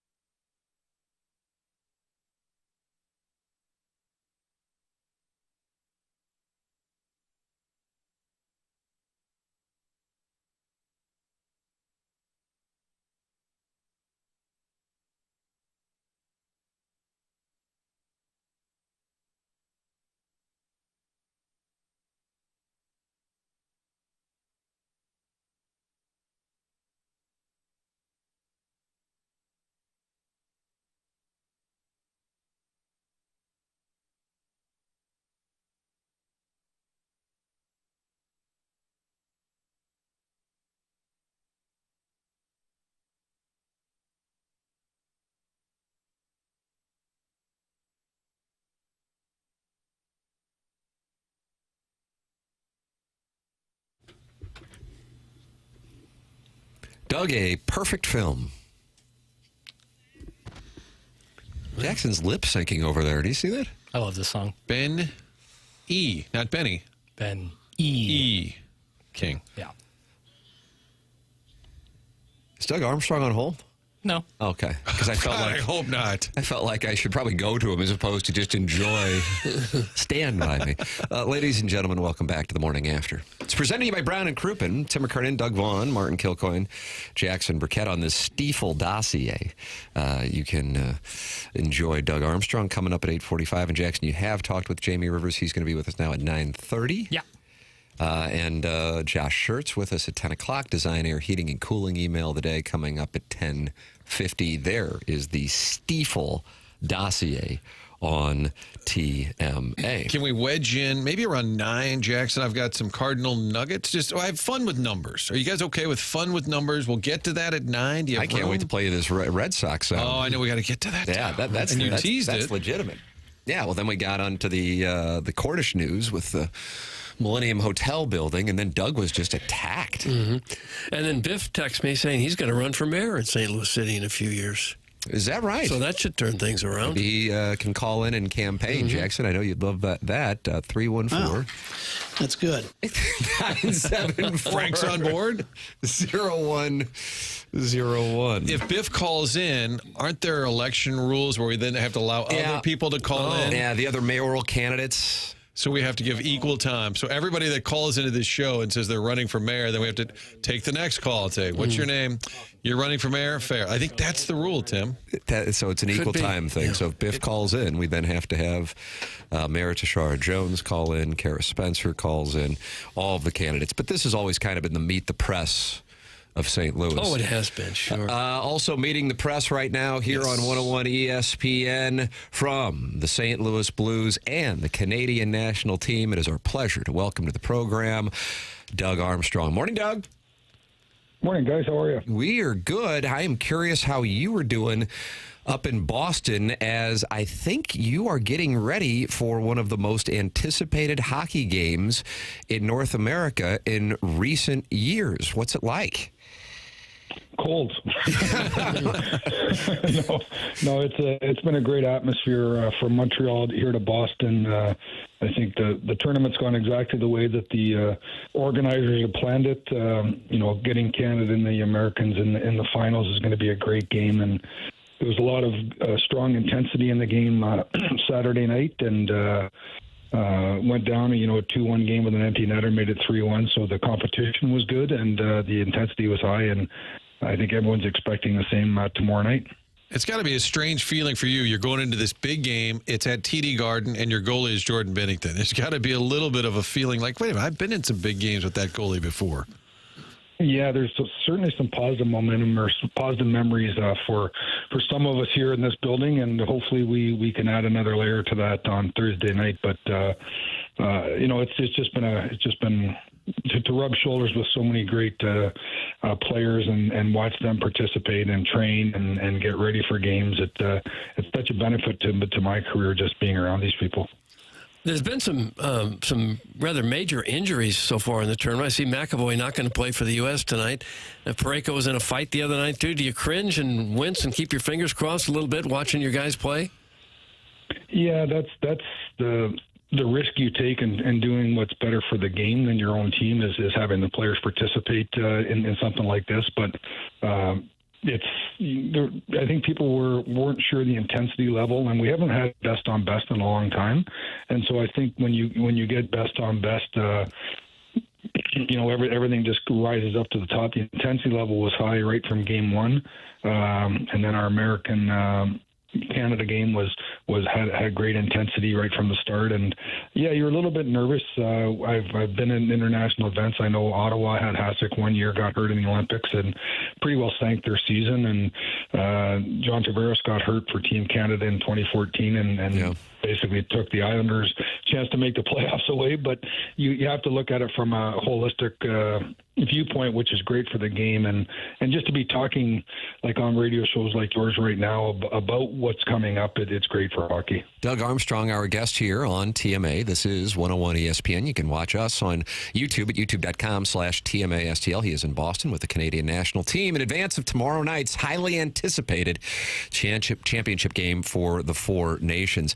You get to see behind the scenes. Number one, I'd be curious what you can tell us about the reaction on Saturday night following that game from the guys you're working with and the players, and then in advance of the game on Monday afternoon, Doug, against Finland, because your boys came out loaded for bear and took control of that game before Finland made that push right there at the end. It just shows the kind of talent and what those guys can do. So what did you see as far as a response on Saturday night to the loss, and what did you see in the way that they handled a must-win situation on Monday afternoon?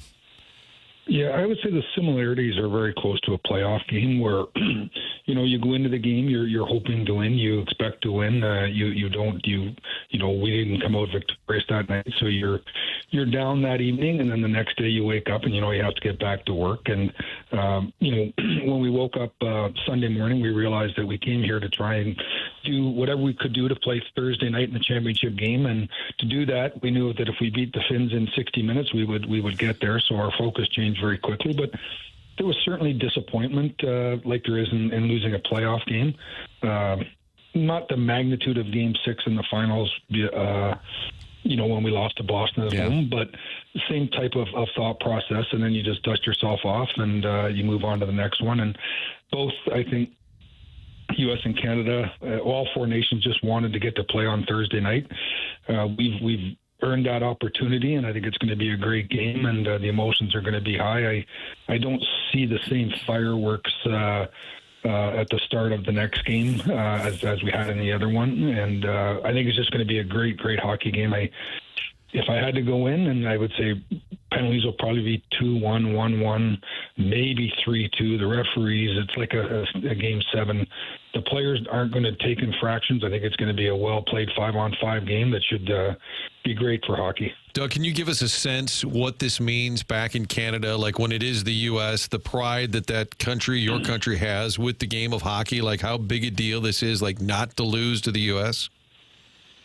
Yeah, you know what, Martin? I would say I've been fortunate because when I started international hockey in 2010, and maybe even before that, the big rivalry for a long time was Canada-Russia. And then I'm going to say early 2010, it became Canada-US. And now it just heightened, and you had an event like we did the other night that just heightened it. They are, in my opinion, our biggest rival now. I hope we're their biggest rival, and when you do that, there's certainly bragging rights on your own team. Subtle little needling back and forth from the winner to the non-winners, but I think it's great for hockey. I think that. The Americans program has never been in better shape. I give credit to the U.S. national team for their under 18, under 17 program that have brought the unity to these groups, and you see it now. And I think it's just great for hockey. But no, I think that's our, speaking for myself, I think that's the main rivalry now in international hockey is Canada, America, and we haven't had the Russians in the tournaments for a few years now, but I think it's just going to be a great atmosphere. I think the fans in Boston are going to be into it. We were just having breakfast, and I probably think it'll be 50-50, 60-40. There was a ton of red jerseys at our game the other day, so I don't know if they bought package tickets, but I just think it's going to be loud, it's going to be exciting, and it's going to have the intensity of a Game 7. Tim, you don't realize Doug was listening. He was streaming while Big Walt called into the show, and Doug said, we need equal time here. Enough with Tkachuk. Wherever you go, Army, there's a Tkachuk, isn't there? You can't avoid Matthew, you can't avoid Brady, and you can't avoid Big Walt. I guess you won't be sitting with him during the game. No, we spent some time together, and it's funny, Keith and I, in our day jobs, were in Sweden last week, spent a week together, and I came right from Sweden to Montreal for the tournament. He went home for a couple of days, and we talked about it. I know how proud he is of his boys, and quite honestly, how proud we are for them. They're St. Louisans. They grew up in our community. They are great competitors. I want the best for them most of the time, and Thursday night will be the exception of most of the time. I thought you would have really had all you could handle just running the Blues and now Team Canada, but making trips to Sweden on top of that. Where do you find the time to do it all? Well, it's as I said, I don't think I even have a job. I just love doing what I'm doing. We were there, the U18 tournament, which is this year's drafts were there. There was 5 nations, and so we got to see everyone play 3 or 4 times. It was a great tournament, and just spending time with our amateur scouts as we prepare with our first pick this year. So I don't know. I just love traveling, love being around the game, love being around the people in the game. More importantly, I think Mike Caruso picks up the slack when you're away from the office. Yeah. That's my understanding. That's my understanding. Yeah, that's the. If you look at the chain of command, that's correct. Hey, Doug, I know we're focused on the 4 nations, but Braden Shen talked yesterday with Luke Korak and said, "quote I don't think I need to get into rumors or whatever. I'm not in those talks behind closed doors. What I do know, I love St. Louis. I love being here. I've always said it's the best thing for me. I obviously know there's a business side of it. At the end of the day, there's no sense of me talking about speculation or what could happen because at the end of the day, I'm a St. Louis Blue, and I love it here. The trade deadline is lurking. Our audience, I know, would love to hear your perspective, whatever you can say, on the trade deadline and what your mindset is at this moment." Yeah, it's always a difficult, anywhere between 14 to 21 days. Rumors, people have their day jobs, want to speculate on where you're at. And quite honestly, we've unfortunately earned the right to be in the speculation business for, I would say, the better part of a decade. We were acquiring players because of where we were in the NHL. And when you're a non-playoff team, teams are looking to improve, and they look at non-playoff teams, and they look at good players on non-playoff teams, and that's where the speculation starts. So it's an uncomfortable time for everybody, but it is what it is. It is what it is. We put ourselves in a bad spot this year, and where we have to just absorb the rumors that are out there. Do you consider the Blues still a possible playoff team? I know there's a lot of work to do, but there's still a lot of season left. Yeah, it's an uphill battle for sure. I really liked I thought coming out of the Christmas break, when I looked at our schedule between then and the 4 nations, we had a lot of home games. We had games that we thought that you can't compete in, but you have to win. And I don't think we played up to the standard we needed to put ourselves in like a spot where you're a point or 2 out. Now we have to climb a much larger hill, and it's going to be difficult. I probably on Monday, again, you just go day by day right now, and we play Winnipeg and we play Colorado Saturday, Sunday. Like the reality is we got to get 4 points.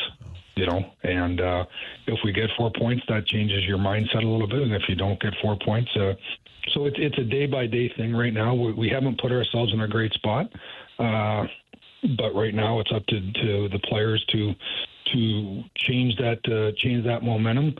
We haven't won 3 in a row. We have to win 3 in a row by the time the trade deadline comes, or you're going to just run out of runway. So it's an uphill battle. I don't want to be.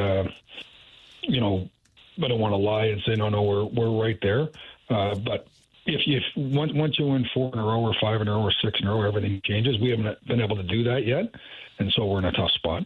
Doug, final question from a texter. They want to know if you'll punch Bill Guerin right before puck drop. He is, of course, Bill Guerin, of course, running Team USA, former Blue. That's right. And you don't have to tell us in case it's a secret plan. No, I won't. He's a big dude. Okay. There you have it, Tim. That's an Billy exclusive. Billy and I go way Dallas, back. I signed him in Dallas, and we've been friends for a long time. And he and I talked yesterday. It's just so great for hockey. But I think we'll let the guys on the ice figure this out. Doug Armstrong, we appreciate the time. No, it's a super busy time for you in anticipation of tomorrow night's festivities. So thanks for taking time out of your morning to be with us. Well, thank you, and take care. Thank you. It's Doug Armstrong with us here on TMA, giving us his perspective on not only the championship game tomorrow night, but also the trade deadline. Braden Shen talking yesterday, and he knows that is the topic of conversation at this point. Yeah, if the Blues can rattle off wins against the Jets and Jackson, their goaltender's name is Connor Hellebuck. Yeah, you are correct, sir. That is growth on Saturday. And maybe go on a string of victories that perhaps he looks at it differently. I think he clearly said when you asked him, Doug, well, that could change his mind. Well, that tells you where his mind is right now. So the question becomes, how much would they be willing to move at this trade deadline? Would they? Shen would be the one that I think is the one that's the most attractive. I saw Jeremy Rutherford writing about that. He'd be a gritty kind of performer that any team would want in the playoffs. And he's having a big year, but would you go beyond that to some of the younger guys? I thought it was interesting. He said he didn't know if there would be a big market for Jordan Binnington, even if the Blues did decide to part with him. Isn't that crazy? The Team Canada goalie? Yeah. It's exactly what I read that on Monday, market, and I'm like, oh, and then 10 minutes later, I was watching Binnington start for Team Canada. You know? I have a hockey question. Oh, wow. Ladies and gentlemen, Jackson Burkett with a hockey question. If they were to trade Shen, who takes the C? They wouldn't do anything right away. Yeah. And then next year, you'd have a big debate. Is it friend of the show, Bob Thomas, under contract, sort of a face of the franchise? I think it's a great question. Nicely done, Jackson. I think back to back with the Hellebuck. You're really having a big couple minutes. I think they would table it. I remember in late 2023, I said to Schenner, Tim, he's a friend, so we call him Schenner. Absolutely. I love that, right? I said, do you think you'll be wearing the C? And he said, well, can we wait and see if we're going to get O'Reilly back? Because Shen was in the camp. He was hoping O'Reilly would come back. So I think it would be tabled for a little bit. It's a great question. Veiled Prophet says 55 would take the C. I was thinking Parayko is another. I think Falk and Parayko and Thomas are wearing the A's these days, but I think they would push towards Thomas being young. People think that Jake Neighbors is going to have a heavy sweater coming up. Yeah. A heavy sweater? Look at this guy. Like Don Cherry's in the building today. He's got I think Neighbors is the closest to Shen in terms of their kind of DNA. I would wager it would be Bob Thomas. Just my gut as to how the organization would lean. Yeah, if I had to bet, that's what I would say. But I think the Veiled Prophet probably has your second place play as far as it being Parayko. Daddy Padre? No, he's out. I think he's got an A. Yeah. Do goalies ever wear the C? Or is that like frowned upon? I think Roman Turek was the captain of the President's Trophy winning team. Doug, could you look that up? And that's what he was distracted by when Owen Nolan. The C distracted. The problem is sometimes goalies don't play. Yeah. And the captain is one of the guys who can talk to the referee. So if you got a captain sitting on the bench, he couldn't talk to the referee. So like Patrick Waugh would have been a right. So C. anyone without a C can't talk to the refs? Well, I think they can chirp them a bit, but when it comes time to questioning plays and everything, it's usually the captain or the assistant captain that does. Is it also because goalies are kind of weird?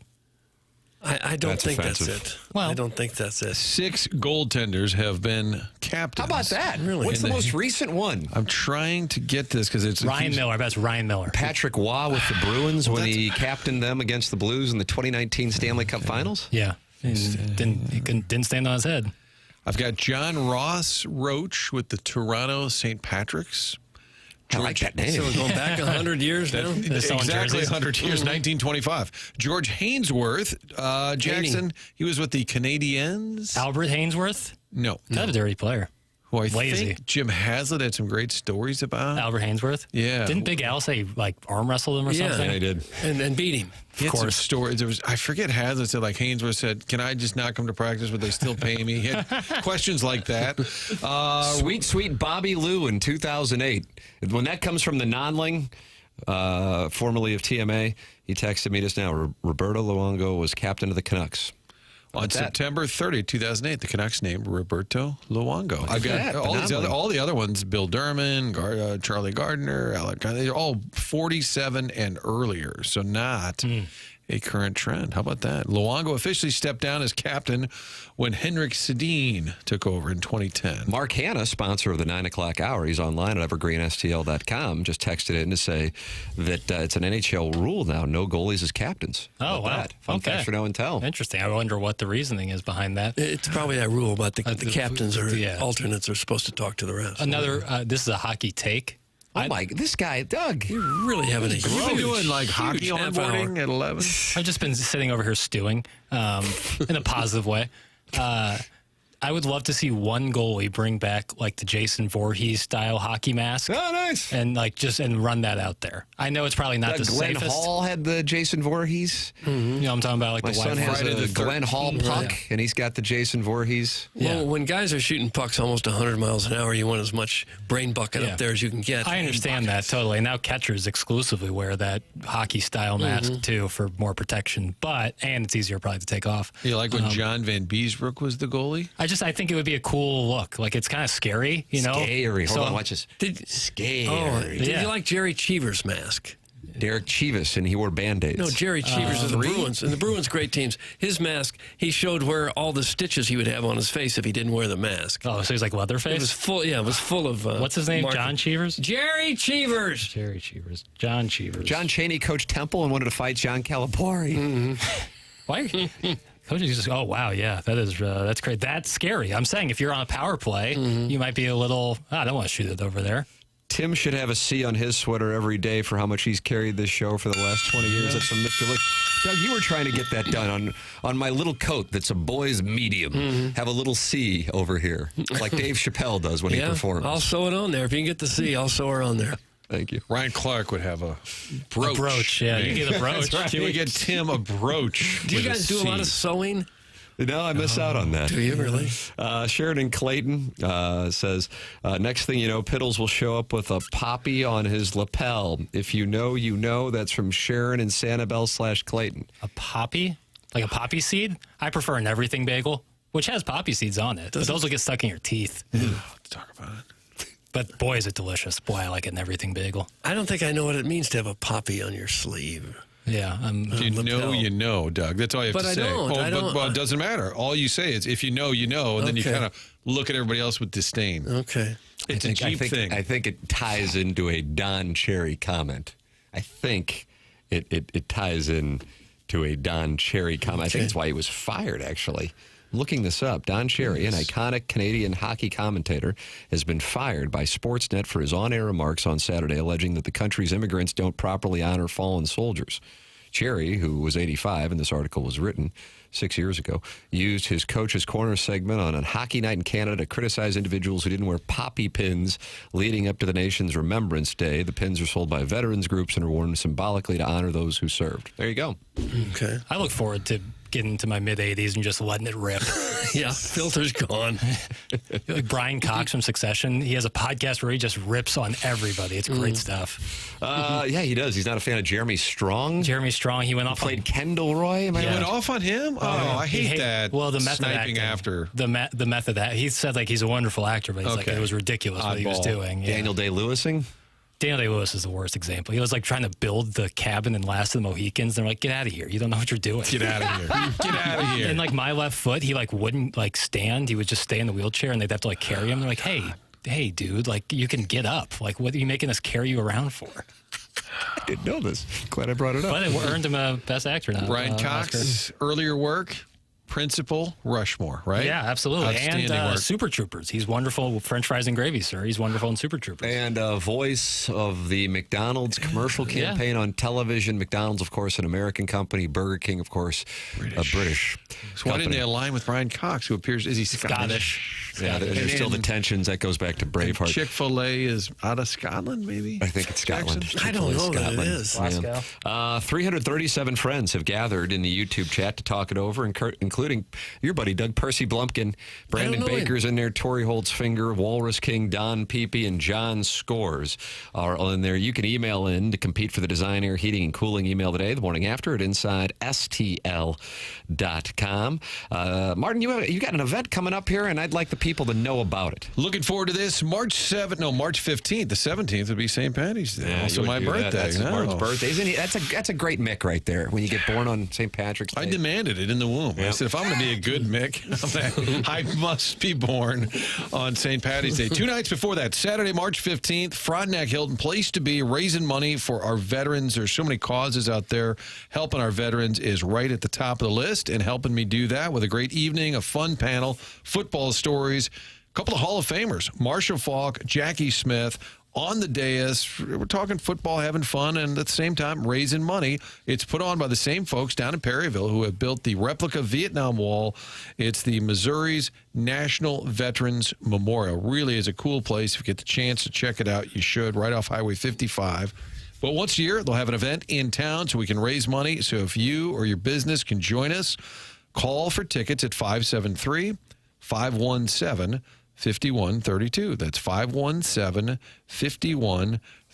It's a 573 area code. Call for those tickets. Join us Saturday, March 15th at the Frontenac Hilton. Marshall Faulk, Jackie Smith, myself, football stories while raising money for veterans. Ladies and gentlemen, the program is The Morning After. It's presented to you by Brown and Crouppen. Tim McKernan, Doug Vaughn, Martin Kilcoyne, Jackson Burkett with you. Coming up on the Stiefel Dossier, we will have Jamie Rivers with us at 9:30. We'll have Josh Schertz with us at 10 o'clock, and we'll have the Design Air Heating and Cooling email today at 10:50. This is TMA, and it's presented to you by Brown and Crouppen on 101 ESPN and the TMA STL YouTube channel.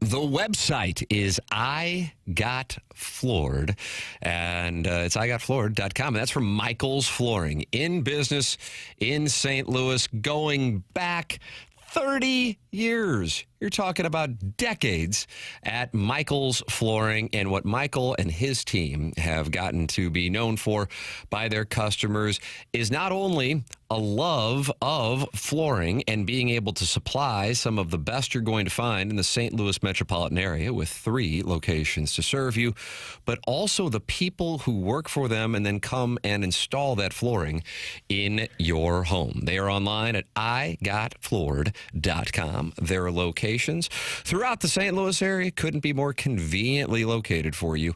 If you are interested in doing business with Michael at Michael's Flooring, you can go to Creve Coeur, you can go to Darden Prairie, you can go to St. Peter's. It's Michael's Flooring. Come see why people are loving getting floored by Michael. Make sure you visit igotfloored.com.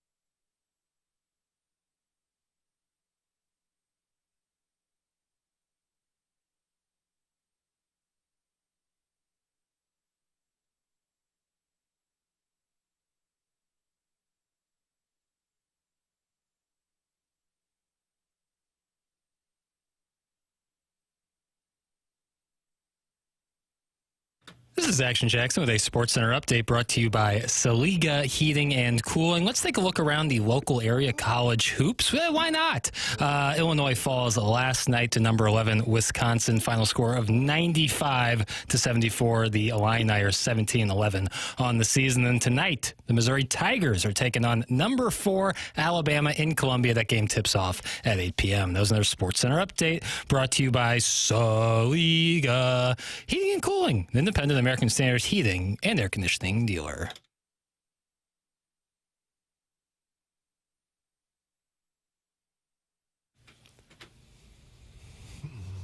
Outcast, Doug.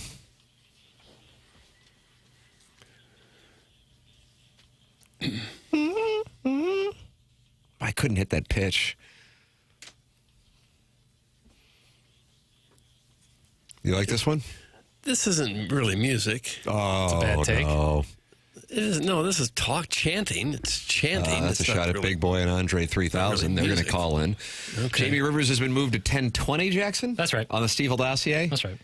Josh Schertz at 10 o'clock. And Martin, you texted in the TMA group chat that Dave Spence is going to be with us. He ran for governor in 2000. Was that 2010, Doug? I don't know the years, Tim. I don't remember the year. He had the big bus. He would drive around the state. Dave Spence, very successful businessman in St. Louis, and then wanted to run for office. It's something we talk about a lot on this show is how do you fix things in the county, the city, and you need, ideally, some folks with some business acumen. And Dave grew up, went to Rittner, self-made, successful businessman, ended up moving to Kirkwood. He's got a great personal story to tell, but honestly, what I always say, these guys who have nothing to gain, he's got plenty of money, but would love to help make some of these, corrections or advise. He's on the Dome board, the RC, not the RSA. RC Cola. He was part of the Regional RC Sports Cola, Authority. which is named after the beverage served at the Dome. Anyway, Dave will be here. He's got a lot of great ideas. I've talked to him in the past, and I said he'd be perfect. He's going to be here at 9 o'clock tomorrow. Look at us. Doug, our show is a show where newsmakers make news. And friends feel they can drop by at any time. Yeah. It's an open door policy, except there is a swipe card you got to use to get in. right. Other than that, it's an open door policy. So we have Josh Schertz at 10 o'clock and Jamie Rivers 10:20 Design Air Heating and Cooling email the day at 10:50. Send yours in the morning after at InsideSTL.com. I've been deep teasing this. I actually sent this to you boys yesterday because what's going on in Boston is quite a little situation. This Alex Bregman thing, which many of the fans of the Red Sox were excited about yesterday, has gotten a little awkward because Rafael Devers has said, well, I'm not going to play anywhere other than third base. I have no interest in DHing. And then a prospect who was mentioned, I don't know if it was ever a real thing, but in the Nolan Arenado conversations by writers, national writers, they wondered if Tristan Casas would be coming to St. Louis in exchange, depending probably on how much money the Cardinals would pick up. And he did an interview yesterday in Fort Myers talking about the situation with Devers now that Bregman is a part of the organization. I think it's Rafi Devers' position. I think he's the third baseman, and at that point, that's where it stands. He doesn't know any other position. He doesn't want to play any other position, and he's going to fight for it, even if it's with any of the younger guys, any new guy. I mean, I think he's the best third baseman in the league. I wouldn't take him. I wouldn't take anybody over him. So I think he should play third base. Yeah. So you think Bregman should play second? Rafi plays third. I think Bregman should play second base. Yeah, I think he's going to make the transition well. I think he's athletic enough to, and I think Trevor, is going to play an awesome shortstop. There you go. They've all decided for the team where guys. It's like you're at lunch with your buddies. All right, why don't you play short, Tim? Jackson, how about you play third? Doug, you want to catch? Okay, there you go. And then the manager's like, well, am I making out the lineup here? He also said he did not think they have three young players who are borderline this year as to make the roster. Says he doesn't think Campbell, Anthony, or Mayer should be on the opening day roster. Yeah, he said we have grown men who are ready to play baseball. Gosh. They might need to set up a picnic table over at the Red Sox. Real. Drive. Well, no matter where you go, there's construction in the background because there's always a behind every soundbite. Yeah. Every soundbite has that behind it. But the Red Sox need an emergency team meeting, I would say, at this point. They need to make sure all those guys don't talk until the fall. Yeah, can we a Chaim Bloom directive? Yeah, Chaim Bloom took a shot in the sound we played yesterday. Because he promised to Devers. Now, when they say nobody's better than Devers, you could point to the fact that Bregman actually won the Gold Glove last year in the same league that Devers is in at the same position. Unimportant. So you could point to the fact that the third baseman you signed is the Gold Glove winner. What a mess. I just can't believe they didn't That's talk the thing to that Devers. I can't get around. Well, Bregman is saying he'll play wherever, so maybe that solves it. But yes, but then that goes back to when they signed him. Then you tend to that and then say that that's the deal because clearly Devers was pissed off. Yeah. Oh, yeah. You could tell. Obviously, they're an interpreter, but yeah, he was like, I play third base. That's all I want to play, and that's what I plan on playing. And I joked that the interpreter could be saying whatever they wanted. Like, I was just kidding about that yesterday. I saw an interview online. Chris Cotillo, who covers the Red Sox, we see a lot of things tweeted by him. He's a Red Sox reporter. He was on a radio show yesterday in Boston, I think WEEI, and the host said, hey, is there any chance some of this was lost in translation? Is there any chance the interpretation of what was said? He said, no.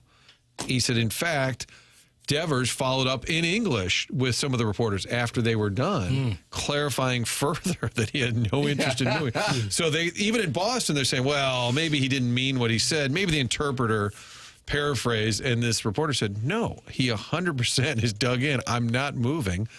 This is insane. We thought the Arenado thing was kind of wacky. Does he have a choice to not move? I mean, if they put him somewhere else in the lineup, is he still going to run out to third base? You're playing second. There's two guys standing. They stand there together.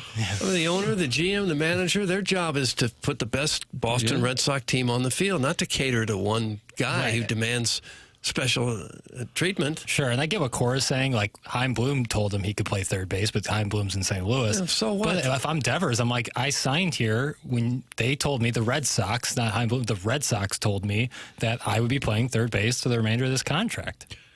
And I'd be a little miffed, too.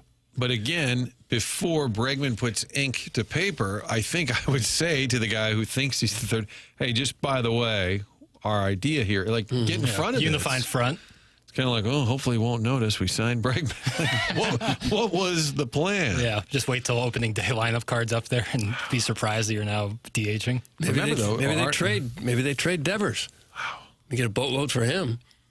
Rafael come home to St. Louis? Yeah. Well, if you're going to be that selfish, saying I'm not moving, I don't care, it's all about me, deal him. Wow, it's not what take. Jackson, I just sent you some audio that I think is going to be of interest to our listening audience. If you can get that into the system, it involves Nolan Arenado and the Cardinals. So we'll have that for you. He's been traded? Momentarily. What I think is going to be a surprising bit of audio for you. Yeah, consider yourselves properly teased. And then also, if you're feeling a little sluggish here as of late, maybe it's low testosterone. So consider yourselves properly informed about Mentality. Here's the deal. Mentality is online at mentalityhealth.com/radio. I have had my testosterone tested at Mentality. I would say it was about a 20-minute process. Went in, super friendly staff, super easy process, and got the information I was looking for. Mentality is a local healthcare facility that specializes in helping men feel and perform at their very best. Mentality focuses on free testosterone levels, which many doctors overlook, ensuring your treatment is tailored to your body. They also offer FDA-approved testosterone therapy combined with semaglutide to target fat while maintaining muscle. You can experience Mentality by going to mentalityhealth.com/radio. Men today have 30% less testosterone. Take back your numbers. Visit mentalityhealth.com/radio to get access. Jackson, have you had enough time to get that audio in the system? Yeah. I saw this in a couple places yesterday on social media. I haven't heard the audio, but I know it's John Denton, who we saw down in Jupiter last week for TMA's spring training coverage. And do you know which podcast this appeared on? I got it from the Lou Sports Talk Instagram account, so I want to credit them, and I don't know if I should be crediting somebody else, but either way, I like to attribute Doug, and that is where I got this audio. Here is John Denton on Nolan Arenado. If Arenado is back, which I still have my doubts, I would say it's probably 30% that he's here opening day. John Mozeliak made it seem a little stronger. I still have my doubts. I'd put it at 30% that he's here for opening day.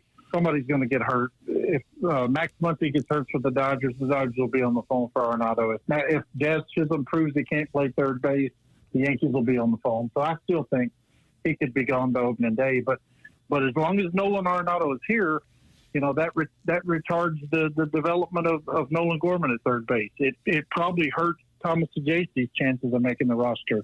If Gorman has to play second, that puts Donovan in the outfield. That puts either Michael Ciani or Victor Scott on the bench, or even in AAA Memphis. So there's such a trickle-down effect if Nolan Arenado is still on this roster, and it prevents the Cardinals from what they wanted to do. They wanted to go young. They wanted to give all these guys chances. You can't really do that as long as you have Nolan Arenado still on the roster at third base. They're a better team with Nolan Arenado, but it hurts their wishes of truly going young and giving opportunities to young guys. And so the headline there is John Denton's opinion that it's 30% that he will actually be on the team on opening day. I just got a text from Brandon Kiley. He's of BK and Ferrario. He said that interview was done before Mo's comments over the weekend. That's what I got from BK. So it's before Arenado showed up even? Or just they knew he was coming? So this is previous to them talking, I guess. I don't know. That's a reporting what I got in my phone here. Well, I mean, whenever it was done, still speaks to their theme, their issue, the premise. But I do appreciate BK's context that if somebody gets hurt, that they would immediately try, or if he's talking about the Yankees situation, if they aren't happy with it, they got from Jazz Chisholm that they move on. If Muncy gets hurt, take your pick. That they would still find a way to trade him. But I think that would have to be a specific organization. It can't just be like some rando gets hurt with because Anthony Rendon's already gotten hurt with the Angels. Not that they were probably expecting much from that operation as it was. Is he still there? Boy. But that it would have to be one of the specific teams. Well, that's the rub with the whole Arenado situation, what he said there at the end. They're a better team with him, and yet they can't really do what they want to do while he's there. Right. That's the catch-22 of it. You are absolutely a better team with Nolan Arenado. No one's going to argue that. But for your plans for the future, will this benefit them having Arenado on the team in 2030? Probably not. I ran out of breath mid-take. What happened there? I don't know. You feel that passionately about it. Well, you're helping. You're helping also with custodial duties. I had a protein shake. It's a slight spill. For heaven's And I grabbed Doug's Kleenex to clean it up, and then Jackson came over here with some Clorox wipes. They look a little dry, honestly. They look like dry. If you don't close the lid, they dry out. Yeah, boy, that's a real pain in the ass. Yeah. So 30% chance, but that's based on a theory that guys will either get hurt or flame out. But I think what he's speaking to maybe is there's still an interest on both sides to not be together. I think I use the word awkward. I think it's still awkward. I do. Because I think if one player would much prefer to be in a few other places, isn't really that excited about the quote, direction of the franchise, and then the team would much rather not pay all that money to you and then would rather a younger guy play. That is their stated preference. It is kind of a weird deal where that's still sort of in the back of the room. Now, one thing that I'm most curious about, because you can dislike John Mozeliak, and as you heard him say on our show last week, he's well aware that most of you do. You can dislike Ali Marmol, and as he said on our show last week, he's well aware that many of you do. There still is an element of whatever the right word you want to use. I guess some people would call it professionalism, but just keeping things inside the room. And Nolan Arenado, for the most part, now this didn't necessarily happen all the time in Colorado, but since coming to St. Louis, most of it has been professional, if not all of it, in front of the microphones. Do you agree with that, Martin? I mean, you're in the trenches. Sure. Okay.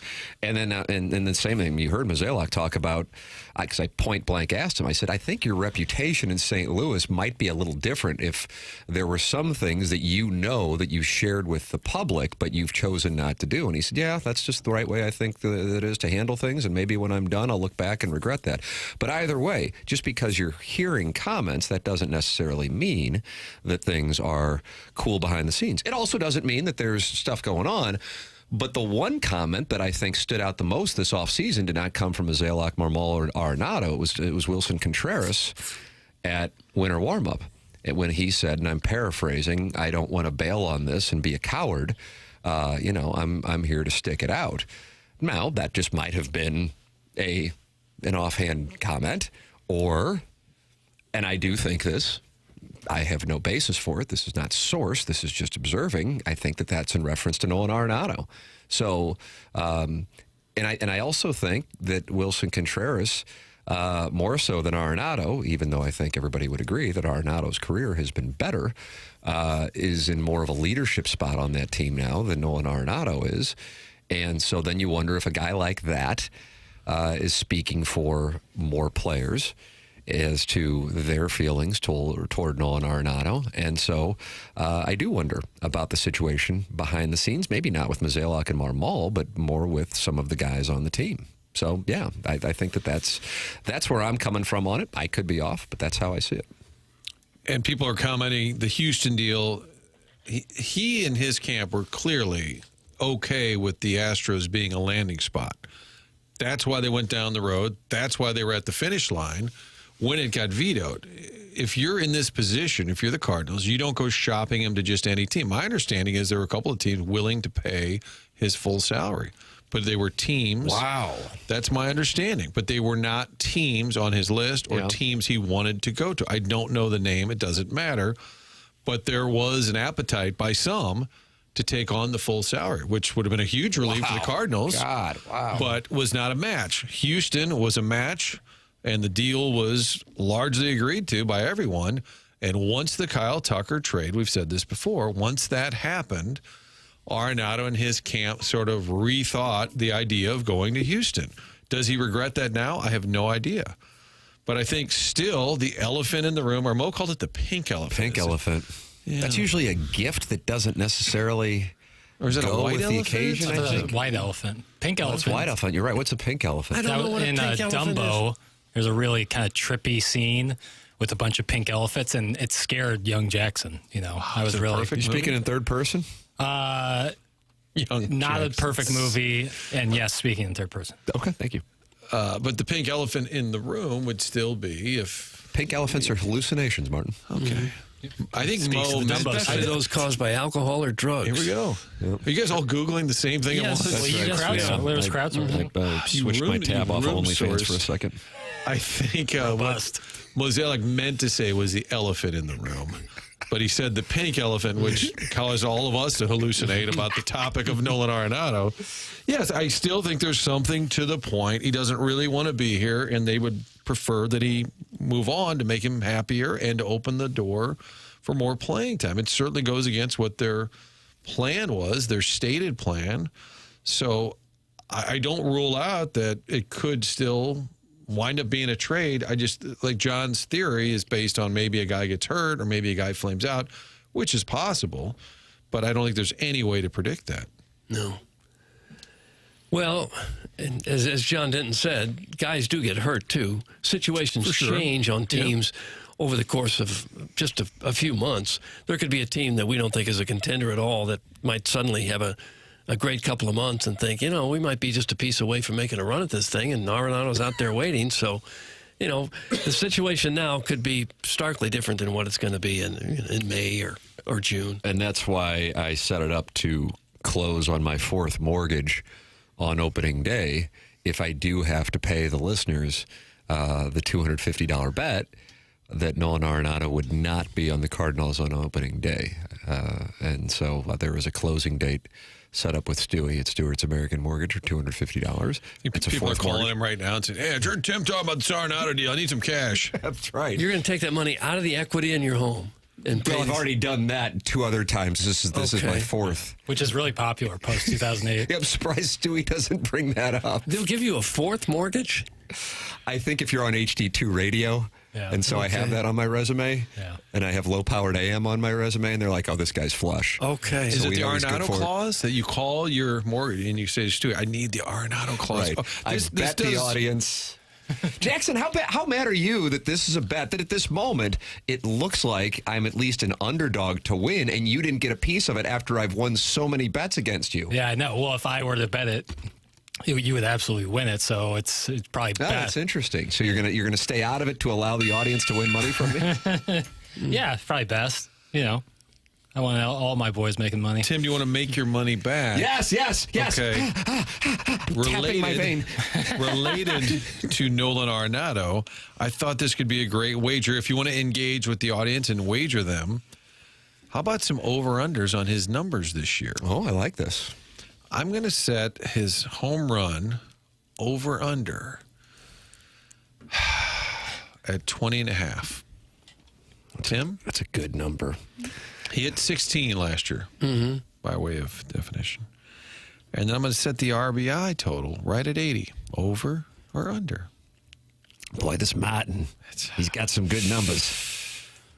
Trying to go to... I think I'm going to go as over. well. I'm going over on both. What are you looking at, his career stats? No, I'm looking to see what Vegas has him set at. That's exactly what I'm doing as well. Right. I just made it up. Don't have it.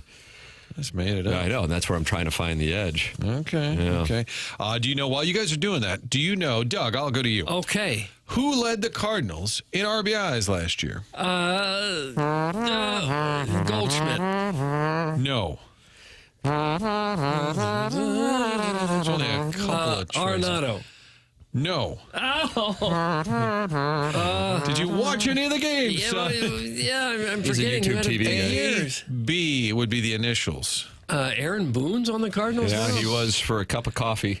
Here's the shocker. Alec Burleson led the Cardinals with 78 RBIs. When you talk about low run production, do you know who was second in RBI? Brendan Donovan was second. Sweet mother of mercy. Isn't that unbelievable? At 73 RBIs. Arenado finished last year, 16 homers, 71 RBIs. Or as Tommy Pham told me, its batting average doesn't matter, so I don't ever reference batting average since I was scolded by Tommy Pham, who was later stabbed and then traded to the Reds, the Royals, the Cardinals, Pirates, the Sox, the Pirates. The hits leader for the Cardinals. Doug, who led them in That's hits? probably Burleson again. Brendan Donovan. The son of a sack. I'm sorry. Who led them in steals? Steals. Isn't it unbelievable? Win.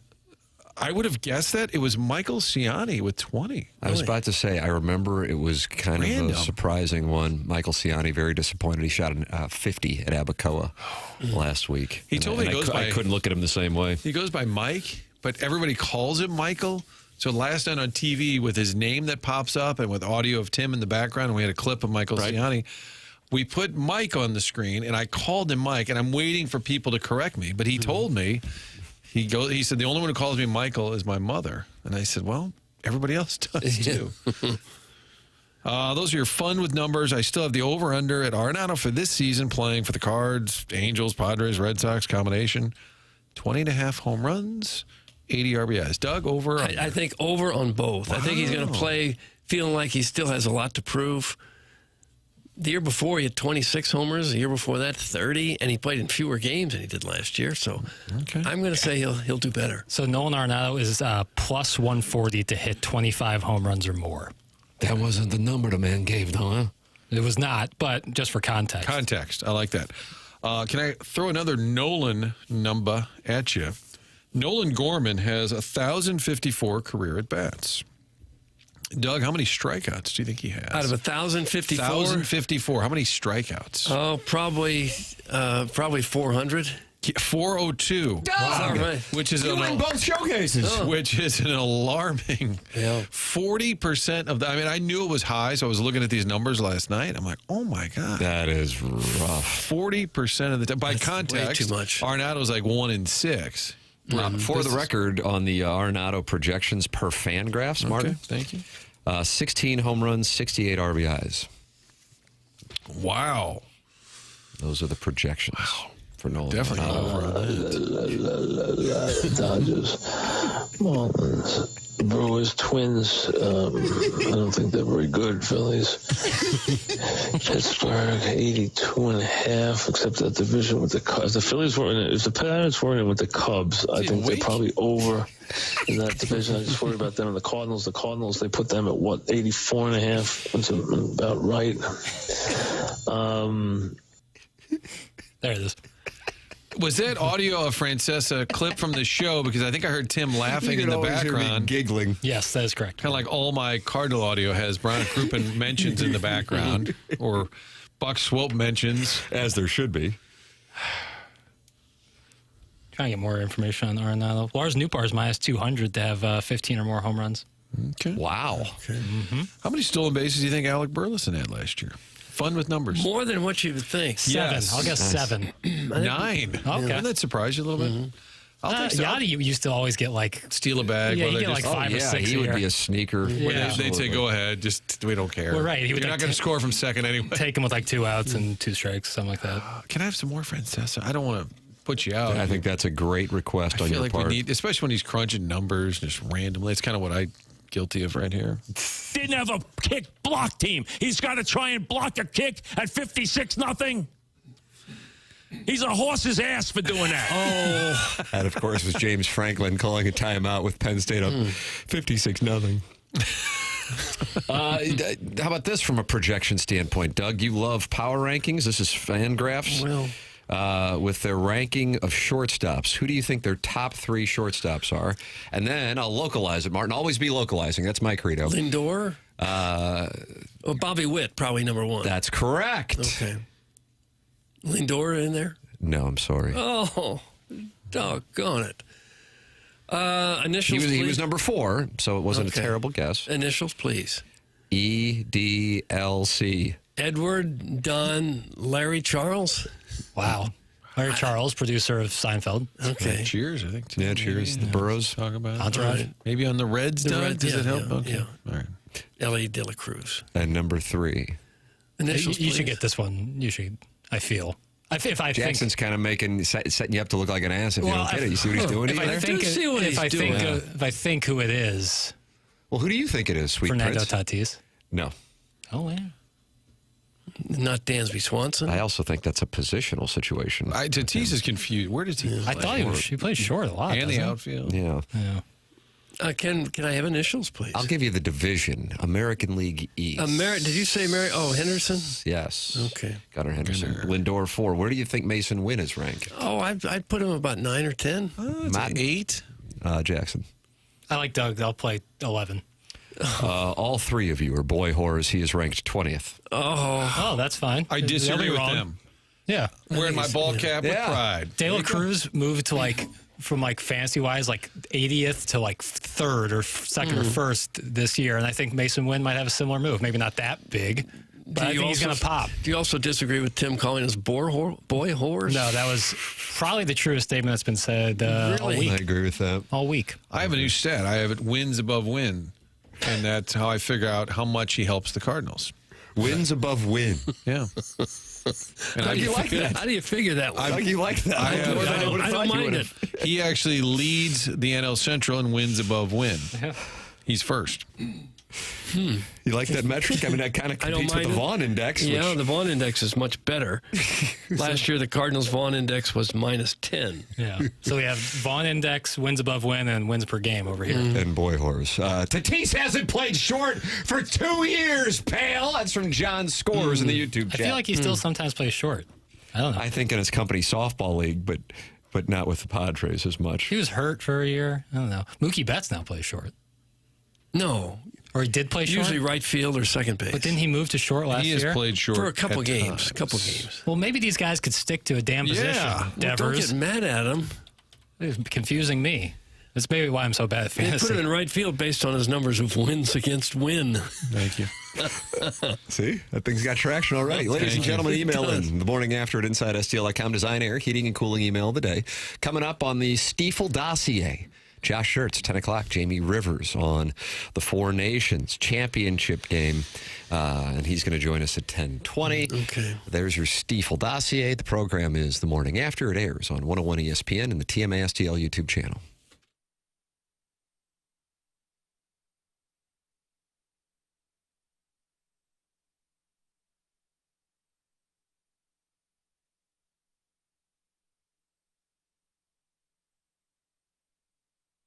I know there's snow on the ground. I know it's freezing out. But here's the thing. it's going to get warm. And when it gets warm, you're going to want to be outside, and you're going to be able to enjoy the beautiful outdoor weather that we get in the spring and the fall in the St. Louis area. And that's where aesthetic design and build comes into play. They have been building high-quality custom decks and outdoor living spaces now for over 30 years. That's Dan at Aesthetic Design and Build. He has a great team. I've been to their showroom in Chesterfield Valley. Who was so impressed. I had them come to my home to talk about doing business, and really impressed by not only the products that they design, and again, it's custom, but also their sales process. It's just not a high-pressure sales route, and I think people appreciate that. They are online at aestheticdesignandbuild.com, or you can call them at 636-532-5008. It's Aesthetic Design and Build online at aestheticdesignandbuild.com, and tell them Tim sent you.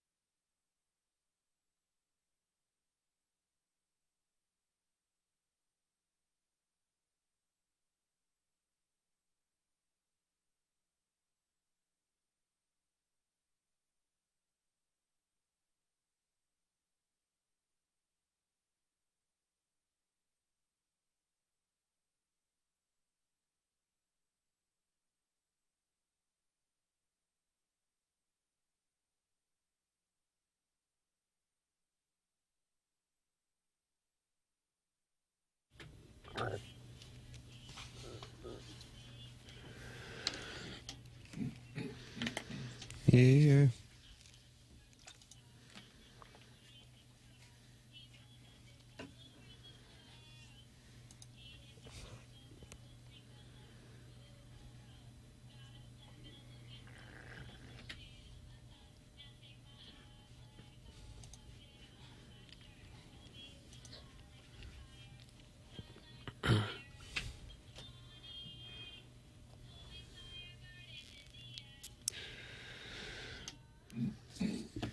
STL.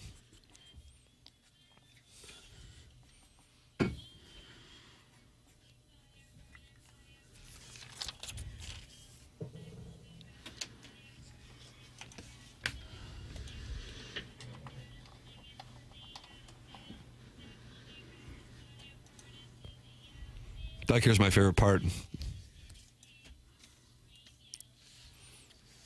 And roar. Take a listen to this bridge.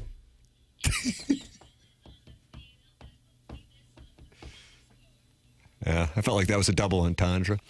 Ladies and gentlemen, the program's called The Morning After. It's the Mark Hanna Evergreen Wealth Strategies 9 o'clock hour. Mark's online at evergreenstl.com. Josh Schertz and Jamie Rivers in the 10 o'clock hour. That's on the Stiefel dossier. Major League Baseball is ramping up its efforts to address the ongoing issue of blackouts with an ambitious direct-to-consumer initiative. But despite its progress, a lot of fans are still left out in the cold.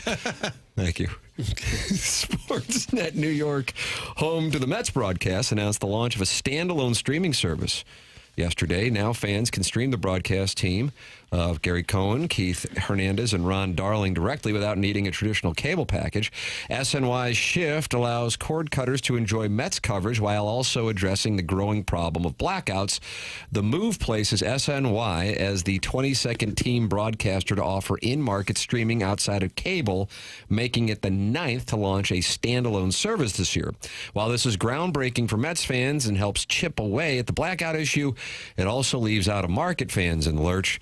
If you read the fine print, this is strictly for in-market fans, or, as the Athletics' Evan Drellich notes, it includes those in New York, Connecticut, New Jersey, and parts of Pennsylvania.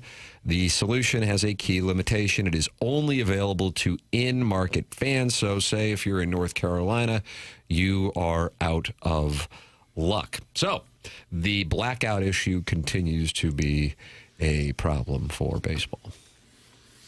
Might want to get it figured out.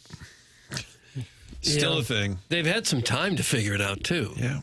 They've had a few years now to say, well, we got to stop this blackout nonsense. And that Andrew Marchand podcast that I was telling you about yesterday on the program, for those of you who are listening in the 7 o'clock hour, and he does this thing where you subscribe to it. I think it's $5.99 a month. You can connect it to iTunes if you're a subscriber, so I was able to do that and was listening to it. And one of the topics that he was discussing is ESPN has a deal with Major League Baseball paying $550 million for the rights. But they also have an opt-out, kind of like Alex Bregman in Boston. And the expectation is they are going to opt out after this year. They are getting very little return on investment for their baseball contract. And so the thought process is they will be opting out of their MLB national deal at ESPN. And there is a bigger hit for these organizations that... if you're doing the math, 30 teams, $550 million. Doug, you went to Kirkwood. You should be able to do that. About $18 million. I would need a slide rule to be able to figure that out. So there's another hit to the Cardinals and to all the teams, but because of the television revenue. Now, you understand that just because ESPN opts out, that they just don't lose all of it. Another organization, you would think, and one of Marchand's guests, and I don't recall what this, it wasn't John O'Ryan, who used to be with the Sports Business Journal, now with Puck, was a different co-host filling in, but he is of the opinion that Netflix is going to get in the baseball business. But ESPN cut a deal with Roku, and they only have to pay $10 million. Now, they're not getting the same deal that ESPN is, but people at ESPN are going, what in the hell is this? We're paying $550 million. We don't get the World Series. Fox has the World Series. What is this? That's not a big difference in money, $490 million. Right. Oh, actually, $540 million. Oh, yeah. I thought you said 500. Yeah. That was a problem. Which is the operating. No, that's different. That's the operating revenue of the Los Angeles Dodgers right there. But isn't Amazon, Netflix, Peacock's already involved to some degree? I bet you anything, baseball's like, all right, fine, we'll farm it out. There's always some streaming device willing to pay. It's not good for the fans, but will that total get you to $550 million? You know, a la carte like that. Yeah. Right. I do like when the Roku games are very easy to access if you do have Roku. I will say that. Same with Apple. What percentage of the audience you think has Roku? 20%. I'm going to go under on that. 20%. Shea had it at our Airbnb. Shea Gilgeous-Alexander, who will be representing himself now. Talk about people opting out. He's now his own agent. How we get groomed into Shea Gilgeous-Alexander's representation topic, Doug? We had the Roku at our Airbnb, and then if you clicked on the Netflix, Tim, it would say Shea, S-H-A, is signed in. So Jackson could watch whatever he wanted because I logged some Probably the next door neighbor. I logged some neighbors. I logged some numbers on that. Now, can any smart TV get Roku? Roku is a external piece of hardware that you plug into your TV. It's like a Fire Stick. Like a Fire Stick, Yeah. Okay.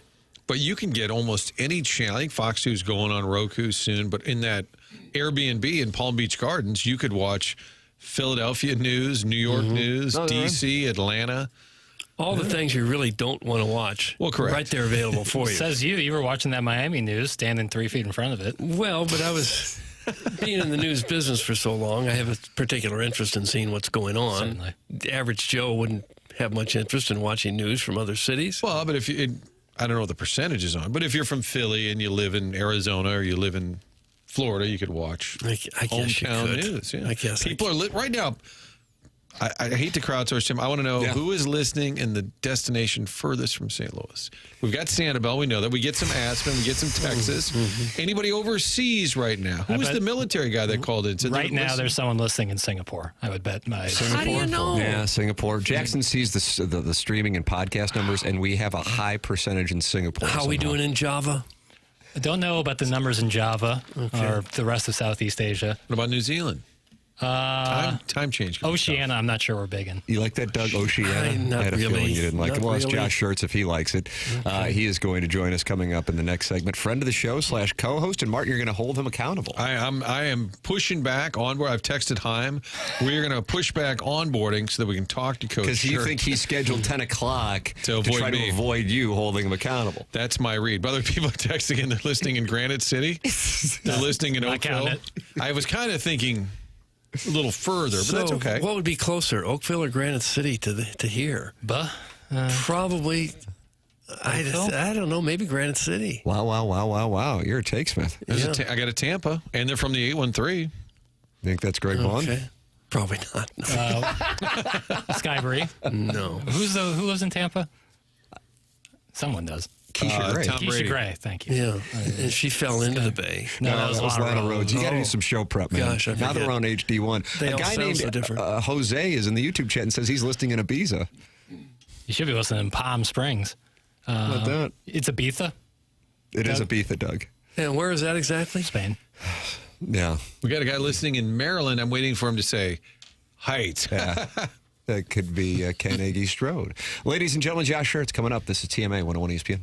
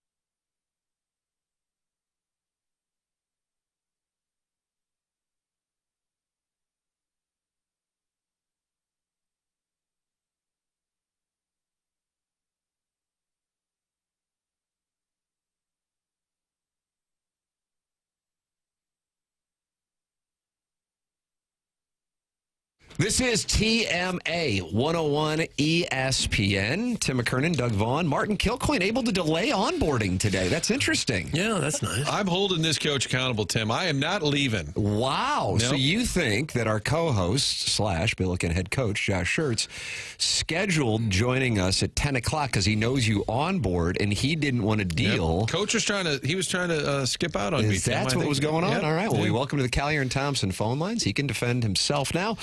Friend of the program / co-host. He also coaches the St. Louis University Billikens, Josh Schertz. Good morning, Coach. Morning. How's it going? I did not. Yeah, I was unaware that Martin usually 10 o'clock, 10 to like 2 p.m. is his onboarding time. So I didn't realize he was going to do that. It is a 4-hour process every day. That's true. 20 hours a week of onboarding. Most people complete that process much quicker. But I know. It's a lot. We're very, very corporate here, Coach. Very corporate. What do you guys got? You don't have a game till Saturday. Is that a good thing, bad thing? How do you view it? I view it as a good thing. I think we were tired. We had a stretch, call it like it is. We had 7 games in about, I think, 19 or 20 days, and 6 of them were quad 2, quad 1 games, 4 on the road, a lot of travel, and we were in all 7, went 2 and 5 in that stretch, which obviously is disappointing. But I think our guys were physically gassed as maybe mentally fatigued. When you're playing so many guys, those guys so many minutes. And I think the break came at a good time. It kind of, we approached this week. I think the biggest thing was we gave them off. We played Friday night. We gave them off Saturday, Sunday. We came back to work Monday, but just did film and some skill development, didn't practice. And then yesterday we practiced, but practiced all in the half court. And so today is the first day we'll really go, up and down live. And they've kind of had, 3 days and then a 4th day to kind of get their legs under them, get their minds refreshed. And we cleaned up some stuff in the half court yesterday. Today we'll get back to work and start building back, to try to make sure we're better for this stretch run. We got 5 games left. And as I told them, outside of a regular season championship, everything else is in our control. We're in 5th, but we have a chance to finish, obviously, top 4. We play Loyola, Dayton here down the stretch. A double bye is in play, and everything else that we want is in play. So it's on us to get a little bit better. With the season in general, is this about what you thought you'd get, or are you disappointed? No, I mean, you always go in. No one wants to be. Well, I mean, I guess some people want to be, 14 and 12 or 7 and 6 in the league. But no, you don't. You want to be competing for a league championship. I think when you go into a season, I always say, there's going to be a variety of unforeseen circumstances that are going to arise, and sometimes those are really good unforeseen circumstances. A player elevates his game. A guy you bring in works out. Last year I would have said, man, I couldn't have foreseen that Ryan Conwell and Isaiah Swope would fit so seamlessly, or that Jason Kent was going to jump from a 5.2 rebound a game guy to a 14 and 8, right? I couldn't have foreseen those things, and those things really worked in our favor and helped propel us to 32 wins. I would say this year, I couldn't have foreseen in the preseason that, man, we're gonna be playing without 4 of our top players. We're gonna be kind of decimated with injuries, shorthanded. Again, that doesn't mean that we can't win, because we certainly have enough and have shown we have enough, and we've beaten VCU and George Mason overtime. Those are the top 2 teams in the league. We've had every chance, for the most part, except for VCU to win every game we played in the league. And so it's not that, but I think those circumstances have made it challenging. It's our bench is all freshmen. It's a couple guys we thought Dylan Warlick was redshirting. We had talked about that with Max Bakar. We had a couple guys who were likely going to redshirt that have had to play, and not just play, but play like as 6th and 7th men with the injuries. So 14 and 12 is not where you want to be, or 7 and 6 in the league. But I also know this, the season's not over, and this team has a chance to write its own story and finish this in a good way. We have 5 games left, and you go out and you take care of your business, and with everything we've dealt with, could finish in the top 4 would be a pretty significant accomplishment, and I think this group is locked into trying to accomplish that. Billiken's head coach Josh Schertz, our guest here on TMA. He's with us on the Callier and Thompson phone lines. This is 101 ESPN and the TMA STL YouTube channel, where you can watch the show and our conversation. How difficult is it to balance the team's performance and it not living up to what you thought it would be, and I think what some Billiken fans certainly were hoping it was going to be and thought it would be, versus the real reality, which you just made reference to, that you've been decimated by injuries? Because I would imagine psychologically you don't want to send that message to your players, and then also, I guess, for lack of a better term, Coach, politically, you don't want to harp on that publicly, because then it sounds like you're making an excuse. But from a realistic standpoint, that is the core issue.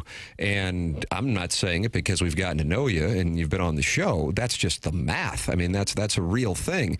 So how do you handle that messaging both to your staff, your players, and then when you're talking on shows like this one? Yeah, I mean, look, we want to be a no excuses program. I was talking to actually Drew Valentine and Coach Loyola for their game, and they went through a stretch where, they didn't have two of their starters, and then one of their key bench guys, and they were, at the time this happened, they were 9-0, and they proceeded to lose 5 straight. And that's a part of this. You got to be able to navigate injuries. Coaching is taking the personnel you have available and maximizing that personnel and making sure that the whole is greater than the sum of the parts. I think that, in essence, in any sport, is coaching, as Doug would attest to, as he knows well. Yeah, that's right. As a Wizard of Crestwood knows. I'm not saying that he doesn't know, but that is the essence of coaching. So, and we're not going to sit there. And that's one thing I'm really proud of these guys is nobody's making excuses. Nobody's going, woe is me. Would it be great to have a healthy Kellen Fames out there? Of course, he was averaging the first 4 games of the year when he was fully healthy. He was averaging almost 15 points and 8 rebounds a game. Could we use that? Yeah. Of course, we could use a guy averaging, 15 and 8 and all the other intangible things that he brings to the table. As like experienced guys, Josiah Dotzler, Larry Hughes, AJ Casey, you could use all those guys. But at the end of the day, my job is to maximize the group we have and to make sure that we're putting a product together that gives us a chance to win every single game, and whatever that might look like. And so it's been these are part of the deal. You like I said, you tackle these challenges and it makes you a better coach. And I think these guys, to their credit, they have really grown in their ability. From my standpoint, when I left Illinois State, where we got beat and we were down, I believe 23 in the first half, and we had played Wichita State and got, just ran through, kind of quit second half and lost by 25. I wouldn't have, at that point, because I kind of knew where we were injured, all the injury stuff had already happened by that point. I thought we'd be lucky to win 5 games in the league, to be honest with you, because I'm like, we're just so soft and we don't have enough. And these guys have made, in that area, in terms of their resilience, their competitive spirit, those things, man, I am so impressed with their growth, their trajectory. It's really, that part's been rewarding because they fight. I mean, they fight, they scratch, they claw, and we're not, I said this before after the UMass game, we're flawed, which we are, but we fight, and they're a resilient group. They're tough. They care about each other. They care about winning. They're putting their best foot forward. I don't go on this bye week and look at us at 14-12 or 7-6 in the league and feel like they're not giving me what they have. To the contrary, I really think they are giving me everything that they have. Can we play better? Absolutely. Do we need to play better? Yes. Are there areas we can clean up and do things at a higher level on both ends of the floor? For sure. That's on me. That's on coaching. But I don't look at this group and say, man, there's more in the tank. They're not competing well. They're not fighting. They're doing all those things. And so now it's, the chasm between us and the top of the league, if you take VCU and George Mason, who were 1-2, we split with VCU, and we lost in overtime by 2 points to George Mason. Dayton's a good team. that game was decided in the final minute at home. We got to go back there. So we know, kind of where we are. Like I said, we're 5th place in the Atlantic 10 as of today, with 5 games left, the conference tournament, and a chance to, as we said, finish this story the right way and put ourselves in position. We know if we can get a little better, we think we're good enough, whether we're top 4 or not, to make a run in D.C. and put ourselves in position to finish the season where we wanted to, which was in the NCAA tournament. Your starting 5 all play 30 minutes or more, leading the way. Gibson Jimerson nearly 38 minutes a game. You've got Isaiah Swope at 36.5. Because of that math, do you do anything differently? Knowing your bench is super lean, do you change it up at all? Do you have to coach around those minutes? You know what I'm saying? Have you had to alter things because of that? Yeah, I mean, you alter practice a little bit. You try to split the reps. You try to take some of the wear and tear off their legs. I'm trying to play Gibson to his age, minutes to age equivalency. So 38 years old, 38 minutes a game. Oh, wow. That's what I'm gunning for. Yeah, I'm just going right for 38 years old. That's Doug's material. Symmetrical minutes. I'm trying to get symmetrical in terms of minutes to no. But Gibb's been, I mean, those guys are Iron Men. Gibb and Isaiah are 2 of the highest minute guys in the country. And again, 2 guys who are, giving us every ounce of what they have. Isaiah, practices, but not as often because of his knee. He's got a knee issue that he dealt with last year, had surgery on that's, providing some issues. So he doesn't practice, nearly as much as the other guys. And so you provide rest there. He pretty much, is doing a lot of the games, but you try to tweak it. I think the thing you try to do when you buy guys rest is try to get them rest around the media timeouts. That's what we're shooting for, is to get them rest as close as we can to the media timeouts, to try to blend that in. And then second half is a little bit different. We've had a discussion, but in college basketball, second half generally has 7 media timeouts, where the first half has 4, because second half you have the 4 medias that come with each half, plus the first timeout, first 30-second becomes a media, plus each coach gets to use their full timeouts in that second half. So you can kind of manage the rest a little bit better in half 2 than in half 1. But the reality is, my hope is that our bench can be a little more consistent. Now we're asking young guys, freshmen, to be more consistent, but it's February, it's time. And if those guys can be more consistent in their production, because our margins are so small, we don't have enough margin for error to come in and make a few mistakes. We got to be dialed in, but I'd like to see if we can get those guys a little more rest. But certainly we've had to tweak. We're playing a little bit slower. We're playing more zone. We're not as disruptive defensively. There's a variety of areas that having such a short bench as kind of, you could see it kind of as manifested itself in different areas that, maybe aren't as good as you'd want them to be. Tim, I'm going to go by, if he's going to be the Wizard of Crestwood, I've been doing some coaching. I'd like to be the Dean of DePere. Oh, wow. That's okay. Not bad. It's always this is the whole show's about self-proclaimed stuff. So I got to figure out, that's good. And then we got the dish, Brian Kunderman. Yeah, he's kind of on that. We got to figure out a nickname for Martin's got to self-proclaim him something. I don't know. We'll see.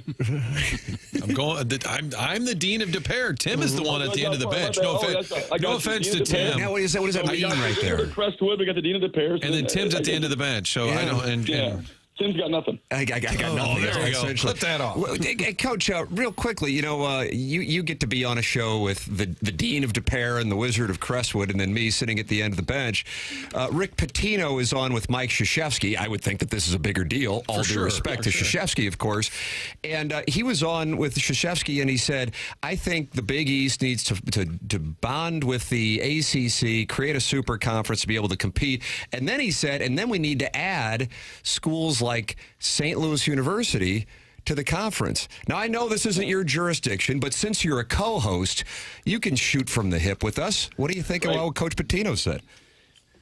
I think it's going to be very interesting to see how this all plays out, because, he's right in that the Big East, without this football market, really what the monopoly is right now is certainly the Big Ten and SEC, because of the amount of money that those schools are bringing in. Those two conferences have kind of separated themselves even from the ACC and the Big 12, and there's a gap between the Big 12 and the ACC and the Big East because of no football. So I do think it's going to be a very interesting, next 24 months to see kind of where the Big East, how they kind of reinvent themselves. Certainly, our goal at St. Louis is to position ourselves as well as we can in this changing landscape, whether that's how we're doing NIL, our approach there to the conference we're in.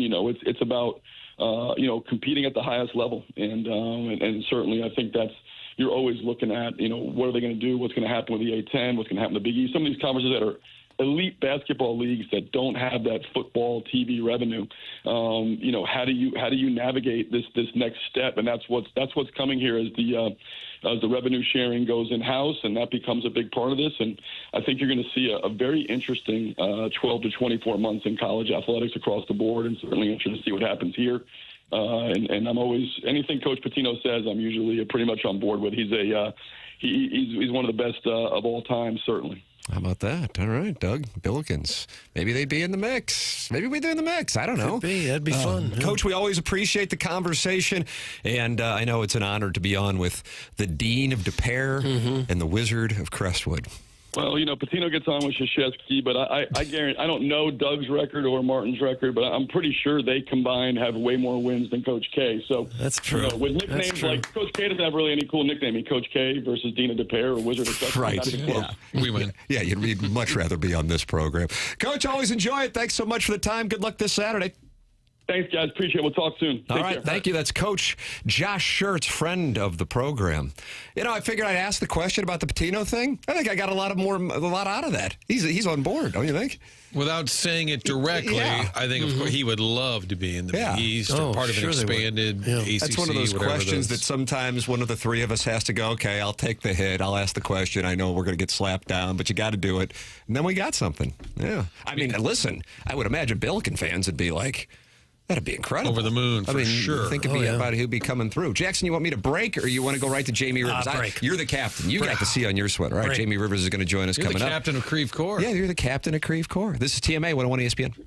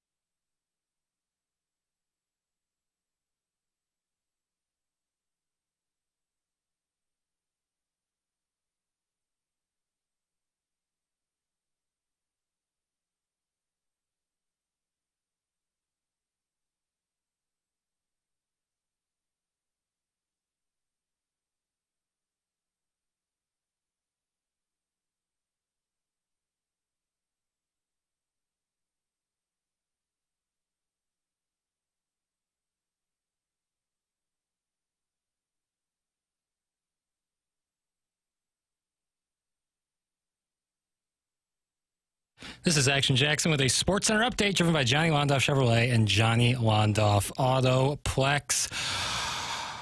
Team USA defenseman Charlie McAvoy remains hospitalized at Massachusetts General with an infection in his right shoulder as well as significant injury to his AC joints, the Boston Bruins announced today. That was another Sports Center update driven by Johnny Londoff Chevrolet and Johnny Londoff Autoplex. See them at Londoff.com. Chevy, together we drive. Are you kidding me?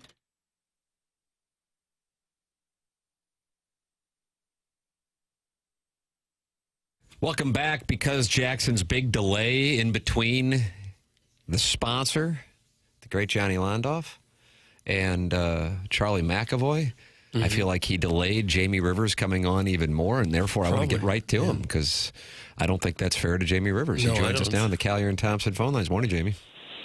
Good morning, guys. In fairness to Jackson, I fumbled the ball today. I had my phone on silent this morning, forgot that it was Wednesday morning. Didn't forget about you guys because I love you guys. I just forgot it was Wednesday morning. So this one's on me.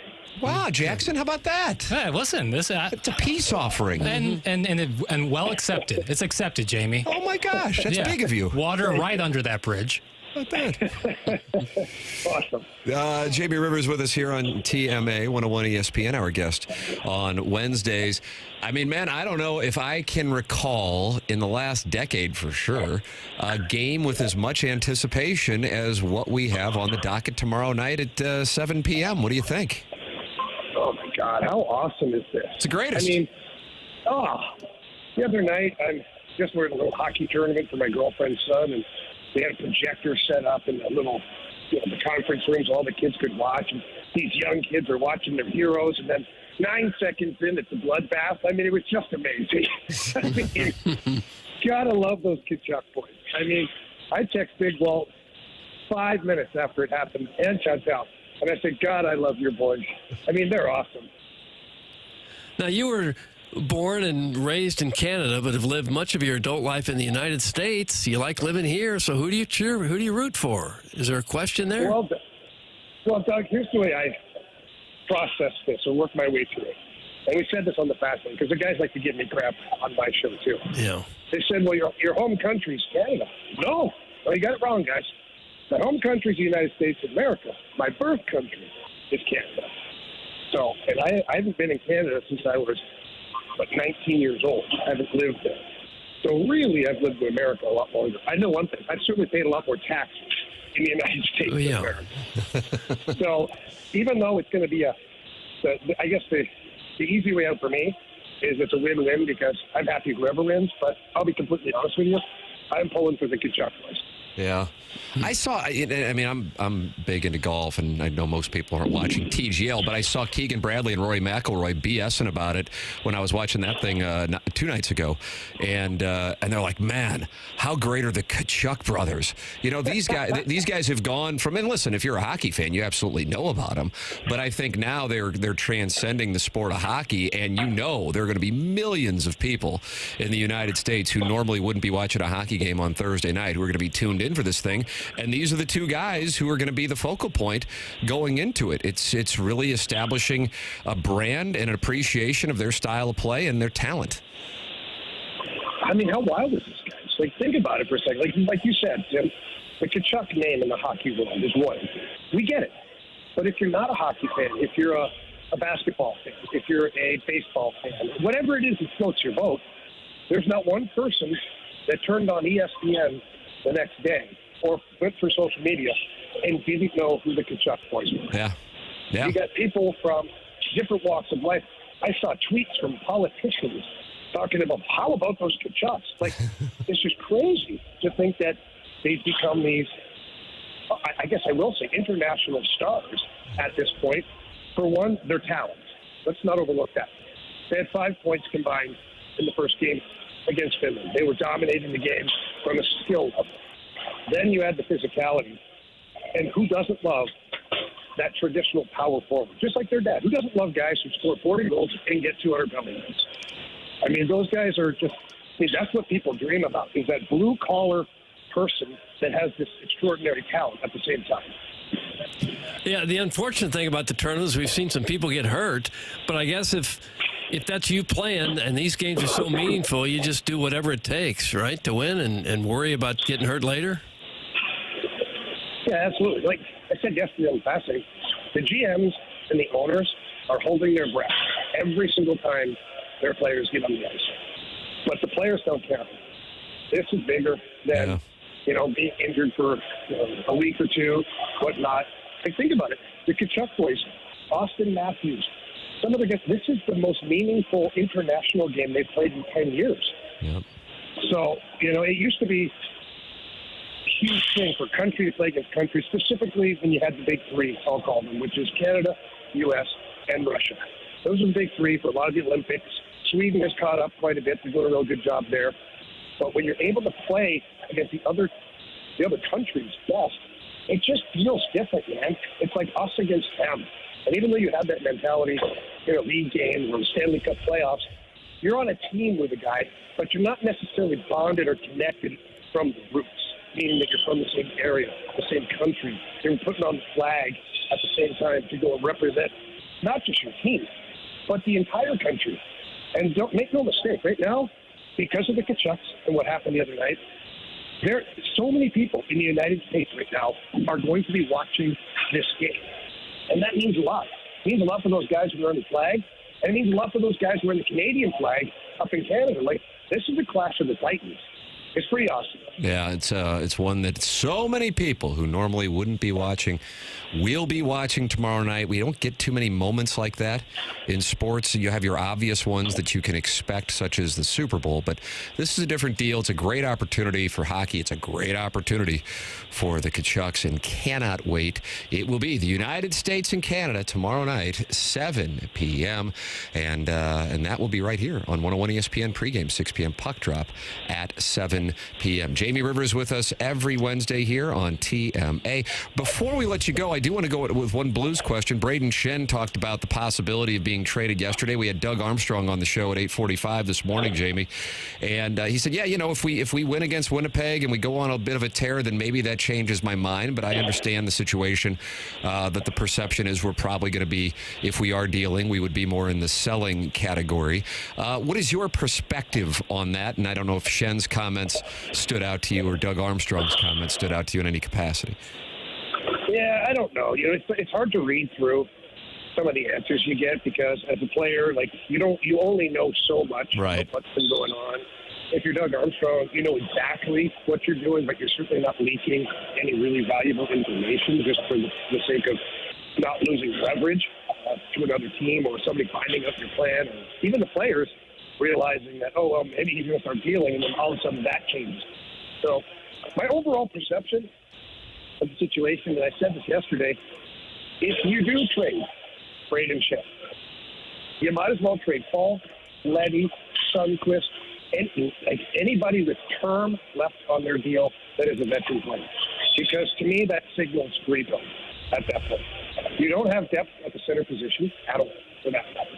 So if you trade your number 2 center, who's really been your number 1 center for most of the year because of how well that line is played, if you trade him, what do you have? What are you filling the void with? You don't really have anything to fill the void. So then you might as well tear it down to the studs, and then next year and the year after go full-blown youth movement. So that, to me, is the big decision that Doug Armstrong has to make, is if he takes away the cornerstone piece of this team, the captain, a guy who's playing really well this year, a guy that St. Louis loves. I mean, he screams blue-collar St. Louis.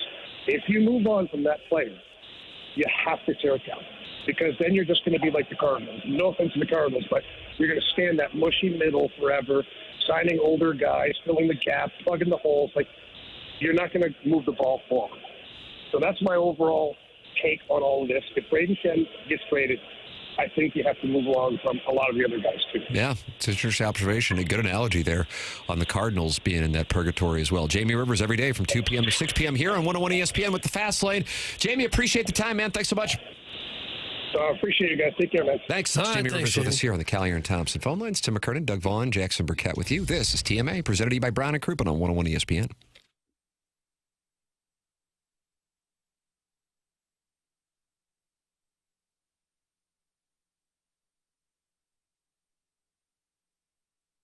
Universal Windows Direct is a loyal sponsor of The Morning After, and we always say support the sponsors. That's the name of the game. It's how the show's been around for so long. If you are in a spot where you're sitting there going, man, my windows, I feel a draft anytime I stand in front of them, and my energy bills are higher than I thought they would be. It's time to make a change, and that's where Universal Windows Direct comes into play. They have a deal that you can't resist. Buy 2 windows, get 2 free, and there is no limit. Need 4 windows? You pay for 2. Need 20? You pay for 10. It's the perfect way to save big while upgrading your home. And that's not all. Universal Windows Direct is also offering no-interest financing for 3 years. That's 36 months of easy payments with 0% interest. Already have a price from another company. Universal Windows Direct will beat it, so you know that you are getting the best deal. Call 314-334-2522 or visit universalwindowsdirect.com. This February, fall in love with your windows, fall in love with your home, and like me, you'll be saying, I love my windows.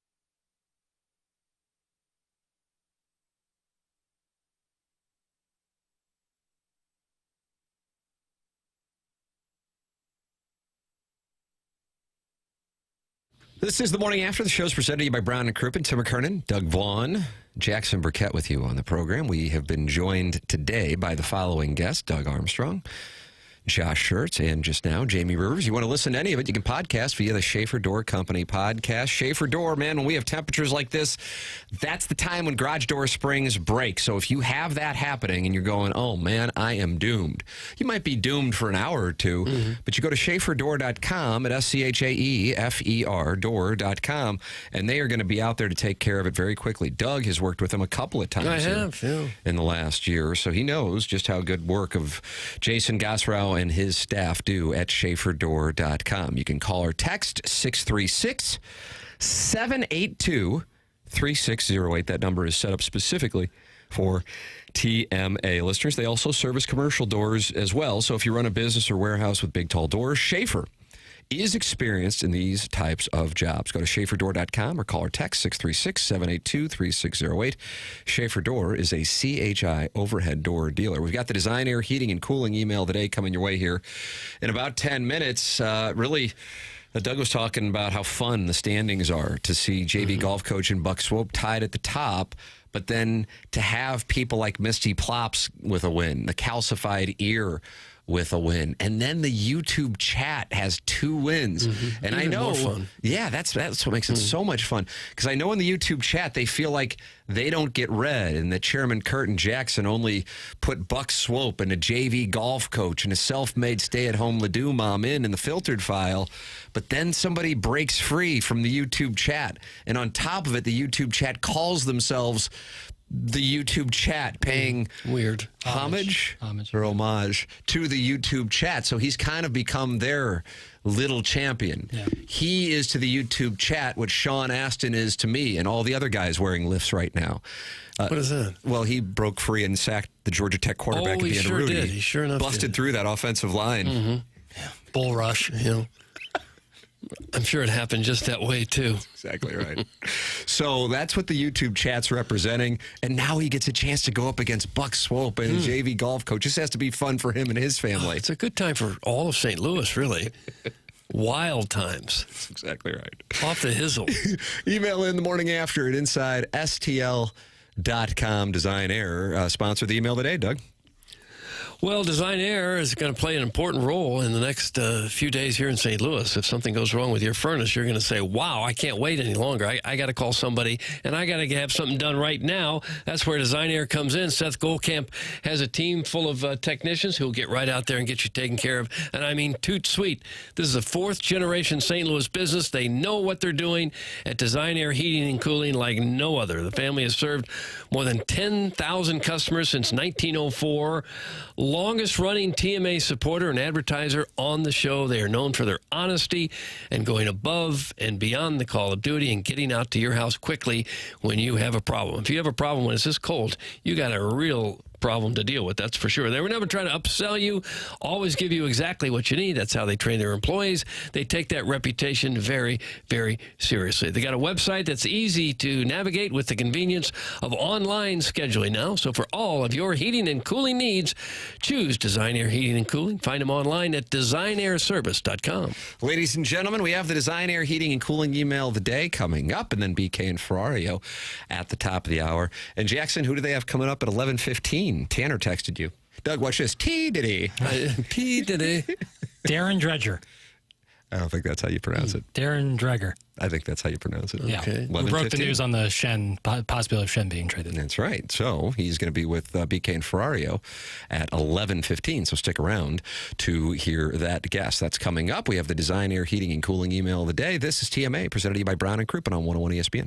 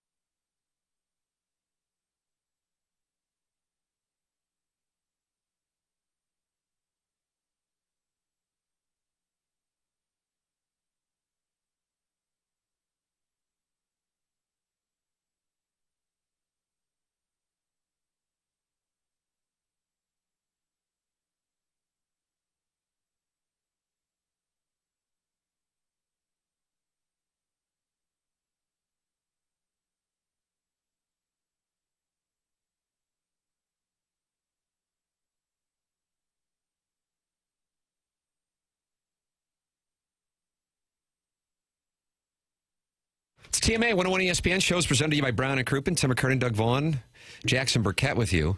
And this is not the Design, Air, Heating, and Cooling Email Today segment. It is not. All right, fair enough. But, Doug, it is a segment where we tell people they can call in the Cale and Thompson phone lines. And Cale and Thompson's right there on Manchester. I have been a customer of Cale and Thompson. I was a customer just this week. I bought a microwave oven there like 2 days ago. Nice. My current microwave went kaput. So I said, well, I know where I'm going. I'm going to Cale and Thompson. They've got all kinds of appliances. They carry the absolute best, but they also have some that will fit in any budget. That's what I got, of course.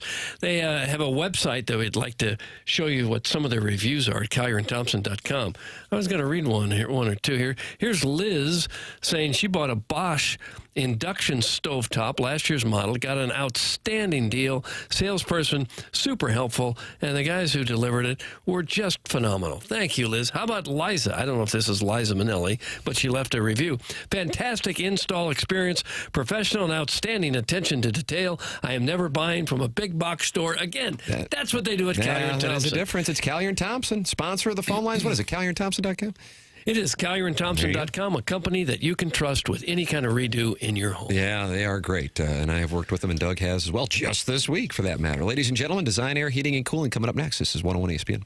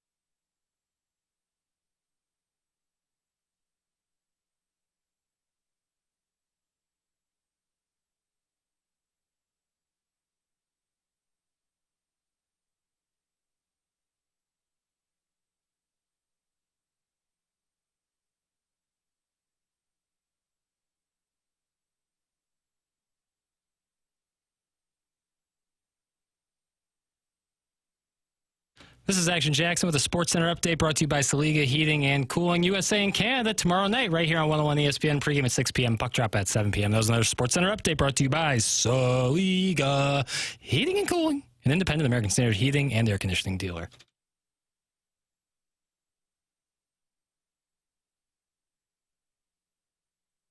All right, ladies and gentlemen, it's time for the Design Air Heating and Cooling email of the day. Doug Stagg is in the YouTube chat. I think Stagg's not a real big fan of the show. Probably not. But says he thinks that Buck Swope should not be read last and that I shouldn't give the names of the emailers because they think that you just vote for Buck Swope because it's the last one you heard. Kind of like they think. I don't always vote for Buck Swope. Yeah. Didn't yesterday. Do you want to fight Stagg down at the Broadway Athletic Club? No, I'm a fan of free speech. You say whatever you want to say. Stagg, doesn't mean it's right. Jackson, you're a fan of Stagg? Yeah, not really. All right, fair enough. It's time for the Design Air Heating and Cooling Email. I'm not going to read who sent it in. Okay. Well, how are we going to know who to vote for? I don't Numbers? Numbers 1, 2, Here's email number 1. Okay. Okay, campers, rise and shine, and don't forget your booties, because it's cold out there today. The calendar doesn't say February 2nd, but I feel like Phil Connors reliving the same day over and over. St. Louis got another overnight dusting, so of course schools are once again sitting this one out. That's 7 snow days in 7 weeks, and since my kids were off both Friday and Monday, that means 3 of the last 4 school days have been AMI. That's alternative method of instruction, Doug. And that's where instead of going to class, school kids get to sal in and get educated by this here presentation. Yesterday they learned about how the Four Fox used to broadcast 90 minutes of White's line dancing at In Cahoots every Saturday night, and also how Burger King is a member of the British royal family. Today, they got to learn how by late June, their parents will be able to set their inheritance on fire by betting on sports without driving across the river just in time to degen on rando tennis matches at Wimbledon. The kids also learned about a little picture called Somewhere Under the Rainbow. That's one. The one where a 2'6" gentleman with the alfalfa hairstyle named Panther gets his pencil sharpened. Wow. Ours is the type of presentation where an ornery snowplow driver who may or may not be Homer Simpson's alcoholic friend Barney feels free to drop in at any time and show his ignorance toward the basic chemistry that his business relies on. We don't put salt to dry out the roads. We salt the roads because salt water freezes at a lower temperature than 32 degrees. Thus, the salt melts the ice, which makes the roads wetter than a Sibian and then it gets me into a spot where Don't do it. So Jackson says for me to bail. I bail. This guy wears the C on his sweater. He has a heavy sweater, Doug. I think that may have been Buck Swope. That's email number 1. Buck Swope. I recognize the writing style. Well, you're exactly right, Tim. The net is not great in our villa over here, but we'll make do. How was Jupiter? Did you end up staying at our condo? How has St. Louis been? I have missed all of you dishy blokes much. Doug, I miss seeing you at our 5:30 Orange Theory classes donning those way too short Argyle bike shorts. Ooh, I like those. Jackson, if Mizzou wins tonight, I will donate an additional $500,000 towards Mizzou's NIL. KG, feel better, you bulky queen. Tim, can we work on a threesome? My pudgy, hung like a tack man baby of a husband has been a stick in the mud during this vacation, and it's safe to say my Sibian has logged some serious mileage in the West Indies. No. From Island Time, that's email number 2. Email number 2. And finally, dear TMA prize fulfillment team, back in 2018, I was the proud winner of pit passes to the Loop Trolley inaugural ride extravaganza, an event as hyped as it was doomed. Sadly, those passes never arrived, depriving me of front row access to history as St. Louis's most underwhelming transit experiment sputtered to life. Even if they had arrived on time, they'd have been as expired as the city's enthusiasm for the project. But worse than the missing prize was the ridicule, the production team's collective disbelief that a group of functioning adults couldn't grasp the art of buying and using postage stamps. Now, after 3 years of injustice, I ask, how do we make this right? A new prize, a ceremonial apology, a framed photo of the Loop Trolley's final ride as a reminder of what could have been? The choice is yours. I eagerly await your response, though if history is any guide, I won't hold my breath because your email inbox won't open. Doug, that's emailer number 3. And that's Email number 3. What are you going with? The first one I thought was probably the best, but he went vile right there at the end. I'll vote for him anyway. Email number 1. I'm with Doug. Email 1. Email 1, who is Buck Swope. I figured it was. Does that fly in the face of Stagg's theory? No, but He has a lot of good emails. He's a very profound writer. Yeah, he just took the lead in the Design, Air, Heating, and Cooling email of the month. They asked us to get out on time today, which is a reasonable request from BK and Ferrari, so we got to go. Bye.